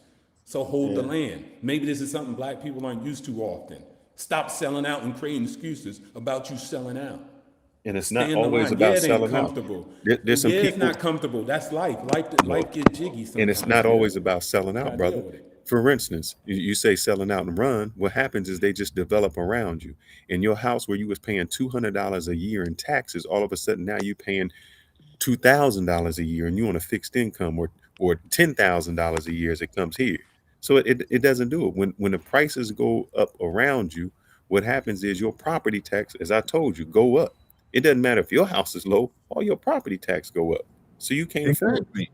In the United These States, you folks only ain't- rent. I don't care how much you buy a house, you still only renting. You're a forever leaser. These folks ain't Thanos. Any strategy that they got is a strategy you can implement and beat. That's what I'm saying. I'm just different, maybe. My mindset is different around it. Those strategies that they're using, if they're allegedly using them, then you can outcompete those. But if you're not and you're selling out and you're not activated and getting active like they're going to get, you're going to lose. Period. Exactly. No, there's no I agree. There are people. Look, Ain't no I agree fault with of that God, strategy. kept ain't their no fault of houses. government. There are people who Go ahead, kept go ahead. their houses, and all of a sudden their property tax went out to where they couldn't afford it. What are you going to do? Well, Fearless, the one thing too is that That's not the this didn't situation. happen Them dudes overnight. sold the hell out. They didn't. This sellout didn't happen overnight. I mean, this happened. What they did, like you said, Slowly they but grabbed one seat, and then they got another seat, and people didn't vote. You know, Didn't show up, didn't pull up. Oh, I got life to live. I got other things to do. Okay, well, you're just gonna lose the battle. That's all I'm saying. yeah. And when you Next lose thing you it, know, I don't wanna be hearing the no whole cries. town council is Oh, Yeah, their the whole people. town council. That Hey, happened the first slowly thing I but said surely. is they were smart. They I couldn't take nothing away from them. They were smart. They said we're gonna get them locally. That's what they did. They took over the council and took them locally. I had nothing wrong to say what they did. What And they one of did the was other legal and legit. things I'd like they said not to burst your bubble on that documentary is the fact that one of the guys said one of the main things we had to do too was bring a grocery store into this neighborhood. And Drew, the Because guy also said, one of the Jewish guys said this, and I was like, damn, okay. He was like, bro, look, we paid for the private school out of pocket. So he's like, we Yes. paid for the private school out of pocket. We still make our contributions for property tax, which goes to the schools. But since we're not involved in most of it, because our kids are not in those schools, right? Net, we only use the bus. Out of all things, we got them to concede and use the bus. But what I'm trying to show is most Americans that were in that community was like, well, I pay my property tax, so that should take care of the school. What I'm saying is another group of people added extra money towards the education in their school system and infrastructure. So they were going to be able to outcompete you at the end of the day. They were the took highest money from their recipients pocket of to do welfare. that. What are you talking about? They're the highest recipients of welfare. Okay, here we go. Did they apply for it, and was it legit? or was it fraud? Legit in what way? Because this is how they hit it. Per the rules, per the requirement. This is what they did to circumvent it. They got married in the synagogue and did not file it. Okay, cool. Is that illegal? Oh no, it doesn't have to be illegal. They just gaming the system. Who? No. They're just playing by the rules. If it's not illegal, then it's illegal. But they were also you can make committing that the fraud illegal, because which is completely fine. they showed the guys who committed all the fraud on there, the Section 8 fraud and all of that fraud. Because they were arrested. That one? Maybe it was a different one. Which one is this? It's still the same guy. About the New Jersey situation. New Jersey situation. He showed fraud on documentation from the Ashkenazi Jews. Oh yes. No. He showed it? I don't think he did. Yeah. He didn't show no paperwork. He just went around the neighborhood talking. Oh no, to people he and showed the asking conviction questions. people. Oh, the convictions, yeah. Oh, the convictions. Because Okay, they're got you. basically lying about being on welfare while they're sitting there taking X amount of resources from the government. They're married. They're just not recognized married. Correct. So it means the man is in the house. He's still making money, and she's taking resources from the federal government. Basically, Somalia. But in white people And mode. basically, and wait, hold on. Basically Somalia, basic Black America, basically white American. So it's a Right. human thing. Maybe what people are discontent about is, well, they don't get that much Took over shit a whole for it. town. Right. They Okay? took over a whole town. But we all doing it. Yeah, exactly. They had a better strategy. God damn it. So at the end of the day, you mad at them because they had the best strategy out of all y'all. All y'all been freeloading off the welfare. They just did it better. No, I'm And not you upset. think about I'm it not- too, Not that you. is a strategy maybe, as we talked about just briefly about the Great Migration, Black people trickled in up north into these white neighborhoods and they bought one house, they bought two houses, they bought stores, and the white people moved out. Then what happened to the property value? Of course, it plumbed. They lowered the property value. The assessments went down, Exactly. and that was because of race.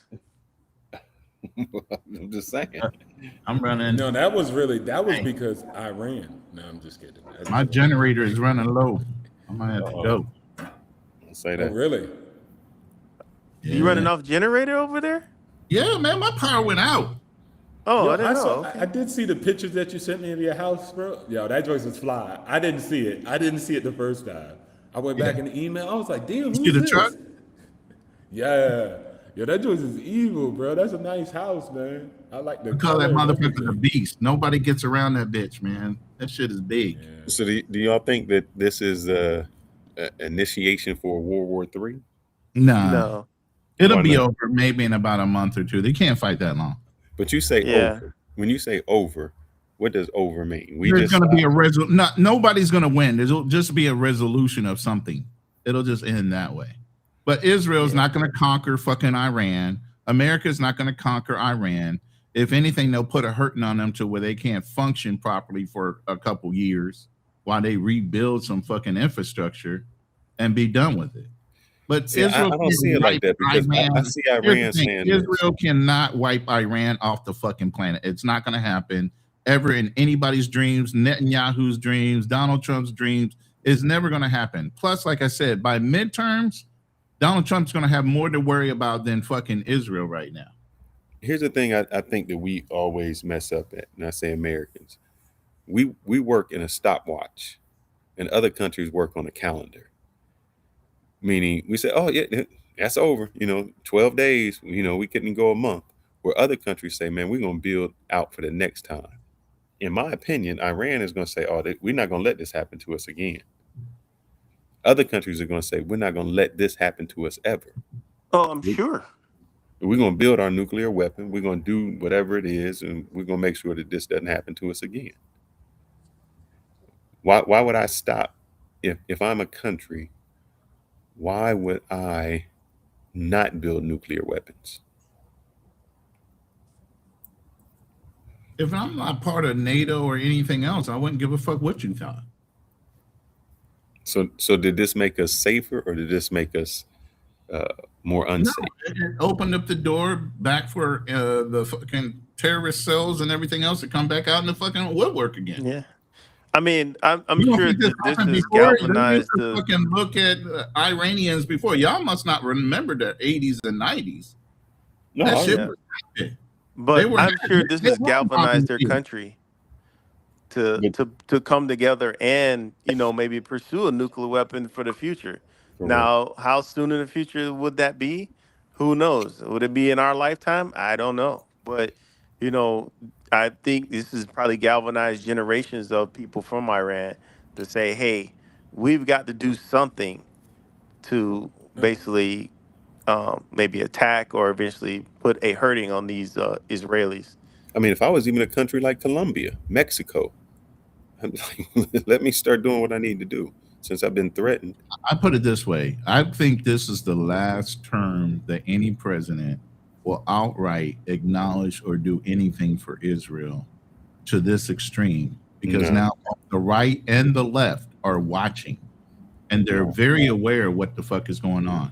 While some of this stuff was not being paid attention to, they were doing it freely. I will say, Ronin, I agree with you if you have the younger generation of those Nick They're all Fuentes pissed off. types that come out and say, And hey, he already said we it. are He already no. said we're voting Democrat. I don't give a fuck that I said I'm a Republican and I don't Yeah. like that shit. He outright has said it multiple times. I Yeah. would pull up his streams, but he said it But multiple I'm times. saying if that We're generation voting comes fucking out and Democrat. says we are no longer pro-Israel like our parents were, and our that is going to be devastating The because problem is that that's the one generation thing doesn't that vote. group did. That's the Oh, one yes, thing they that do. group did is that they own the major social medias. So Larry Ellison owns TikTok now or whatever. You got what's his name? Mark Zuckerberg, who owns WhatsApp and also Facebook, Instagram. TikTok. They've Yep. cornered a lot of What, the major media, social medias. also, I want to add to it. I'm not anti or pro the war. I'm just kind of neutral on it. But what I would say is that I'm definitely anti people who are Iranian American or Iranian just visiting, advocating for America to fight this war because they want to see Iran liberated. See, I don't like that. I don't even agree with Trump. If there weren't people ready to take over and bring in this new freedom, I don't want to hear nothing. If they're not prepared to fight for that, we shouldn't take the first blow in the door or do the whole lifting job for them, if that is even the valid reason for us to go. But I know it's a point that people often pick to. I don't care if people are cheering in Washington, D.C., dancing in the streets. They need to actually put on their goddamn Kevlar or get their damn pen as an engineer and go back and build the country that they want to party on the street when we fight. Oh no, here go the thing. What you really missed when you ask them, the ones in America, when you say, well, if we liberated, are you going to go back? They're like, oh no, we're not going back. Exactly. We're not going back now. We American. But they now. want our troops to go there, hold the guard, do this and do that. For what? So you can have a second vacation spot back in your homeland that you probably never visited, or you think that whatever the case may be, you want us to do that? I dislike that heavily. And you know who? Before you play that, you know who I really dislike is what's his name? PB. What's his name? Oh yeah. PBD. Yeah. Patrick Ben Davis. Yeah. Because here's what he'll do. He'll say, "Oh, Iran is bad. It's this and this." And then you're like, "Well, when did you live there?" He left when he was 9 years old. And I'm like, build some apartment complexes or something. Take over. I'm like, bro, what do you know about Iran? You left Bro, when you I was talking to a Cuban just the other day too, and I said, "Would you go back to Cuba if they liberated and got everything? You can get some land, some property, some beachfront property." Nah, hell no, I wouldn't go back.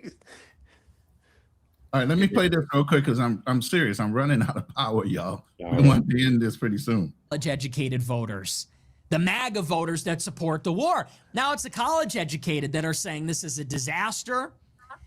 There's no plan here. This has been mishandled at the minimum. It was probably ill-conceived regardless of how it was handled. And what does Trump do to the people that are against the war? He tries to annihilate them. He tries to ostracize them, tries to destroy them. This is Marjorie Greene. This is Thomas Massey. This is Tucker Carlson, Megyn Kelly. Yeah, that's right. But he always does this because Donald Trump I don't cannot get your people comment. out of the majority of Further who voted for you. It just one of the He's actually the fourth of lethargy. He's retarding progress. He's actually sabotaging and thwarting progress. Whereas you might have right-wing people that are more extreme in their opposition to the Israel lobby, more extreme in their opposition to the buildup to war in Iran. Trump is pulling them right back, punishing anybody that he perceives to be disloyal. That's why I can't support it anymore, because how can you argue now that... I just wanted to play that part. He's already raising the fucking roof when it comes to, oh, hell no. This midterm, it's over. The House is getting switched. The Senate is going to get switched. All the college-educated guapers and all the right-wingers that might have been MAGA and all for it, they're fucking like, hell no. Because why? The younger people are the ones that are in the fucking sites of draft. Did you not know they brought the draft back? And they're looking at it now? Who the fuck wants to jump in a war with Iran for being eligible for a draft? Because the president wants to fight an Israeli war, not an American war. I know you say that, but the young people don't vote, man. Okay. They don't vote. Keep thinking that. Look this up. I don't know. What percentage of what age are we giving them? 18 to 25, 18 to 30? This way. If what it's percentage of them vote? Listen, this is what I do know. I don't care what the statistics say right now. If it's something important to them, they're going to fucking do it. If it's something that they don't fucking care about, you're absolutely right. They're not going to vote. If this pertains to them and their livelihood and their benefit of either living or catching a fucking piece of bullet or lead, guaranteed they're going to vote against that shit. And they already see the writing on the wall. There is a fucking war going on. We're already there. So why would they want to continue to go down that road with Trump instead of having somebody try to call him to the fucking table and saying this is all non-approved fucking shit? They never like it, and they still vote the same people in. Why do you think that Lindsey Graham and Mike McConnell have was there for years? Nick Fuentes out of his own mouth said, yes, we supported all this shit until you went to the far fucking dark side of shit that we don't support. Now we got to turn around and say we don't support you no more. He just said it. That's what I'm trying to tell you. It don't matter what he said. They don't vote. They will vote. They will vote. Believe me, they will vote. When abortion was, hold up, you had a whole group of women who said, oh, they'll never get rid of abortion. And when abortion was on the table, they still didn't vote. They'll vote. I'm telling you. Look, I'm going to tell you, totally I was in Kentucky. We will be back in December after the midterms, and we'll be able to say who voted and who didn't. Right now, it's all speculative. Midterms always goes against whoever is running. When Obama your phone is overheating, and my power is get ready to go. We can't keep on this road. So let's go ahead and wrap it up. One thing we can agree, Fearless. One thing we can agree, Fearless, that Ronin said if the draft come back, he is ready. He is once a Marine, always a Marine. He want to go down range. Shout out to Ronin. Listen. You already know there's no such thing as an ex-Marine. We're just Marines. Period. Once you get that bar, that's it. It ain't, oh, I'm an ex-Marine. No, you're a Marine. Now, soldiers will say that. Army will say that, and all this other shit. They'll say that shit, but a Marine? Nah. I'm doing this. Ain't no Iranian ever called me a nickel. That's where I'm going. I'm draft dodging. All right. I'm draft dodging. At your age, guess what? At 50, they're not coming to get you anyway. I don't give a fuck how shape you in. You pushing 400. I'm here to advocate. My president has a knee problem. Right. He can't go to war. Remember that knee problem? Yeah. But I'm 100% service connected. So if they activate me, it'll just be as a fucking liaison for some shit, and I'm good for that. You gonna keep me somewhere in an air conditioned building? Go ahead, pay me. I'll sit there. I'll tell you what you need to know. If my president got heel spurs, shit, so do I. Shout out to Charlie Chan TV. Appreciate the stop in, brother. We're about to end this though. That way you can, and by the way, I'm sure Charlie Chan will be coming on next. So if you guys want to file in the Charlie Chan TV's channel, I'm sure he will be turning on his light pretty soon if he's going to go live. But I don't know what his topic is. But like I said, my battery is about to die, and I mean my generator right now. And I want to keep a little power for myself before the end of the day. Before they turn it on unscheduled power outages as it is on her birthday too, bro. I was just trying to get this in and get done, and we'll have a good time. And the lights are out, but hey, that could be. You need them lights out, brother. You don't need no lights on what y'all gonna be doing on the birthday. Candles, get the house ready, like some candles, put some rose petals on the bed. You know what I'm saying? Exactly. I got a birthday present for you, all right. But anyway, I'm gonna let you brothers go. I appreciate it. There is gonna be a part 2, part 3, part 4, whatever. Because this conversation is not a small one. It's not a short one. It's one that we just broached all the different levels. And as you can see, there's so many different levels. Cause and effect, whether it be globally, cause and effect here locally, the price of fucking gas. People are already panic buying. Hey, I'm a prepper. If you're not starting to prep for certain things and not being around, I would tell you right now, while they're available, go grab them. Go get your dry goods. Go get your batteries. Go get some of the things you need. If you ain't got no fucking gas mask, I'm telling you right now, go get a gas mask that can filter out certain particles. I'm ordering them here too. Brother, I'm gonna tell you one thing I'm scared of. Because I kept watching the videos and I was like, why I keep going out? When that drone follows them Russian dudes, oh man. Is that like why I go out? And I figured it's the bomb that blown. It's a bomb. God, yeah, they're getting blown up, man. That's what it is. Man, that's crazy, man. Hey, I got they my throwing rocks at me. Oh man, I got my makeshift one right here. I can make me a bomb real quick. Dust initiator, get some. But you got to protect from the bomb coming at you, man. That's the problem. Hey, yeah, I can't figure that out. I ain't got nothing for that, man. But I can make them. All right, fellas, man. Be good. Be careful. Have a good day, man. Brothers, I appreciate you joining the live. O2O, Fearless, and Passport Blueprint. You guys go subscribe to all these guys' channel. This is gonna be a short ending because I gotta go. I'm on battery power. See you when I see you. Later.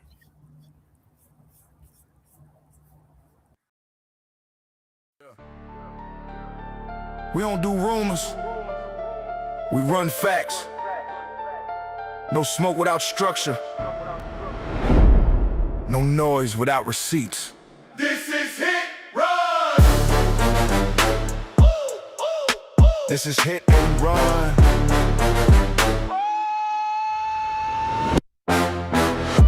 I've walked through deserts with boots full of sand.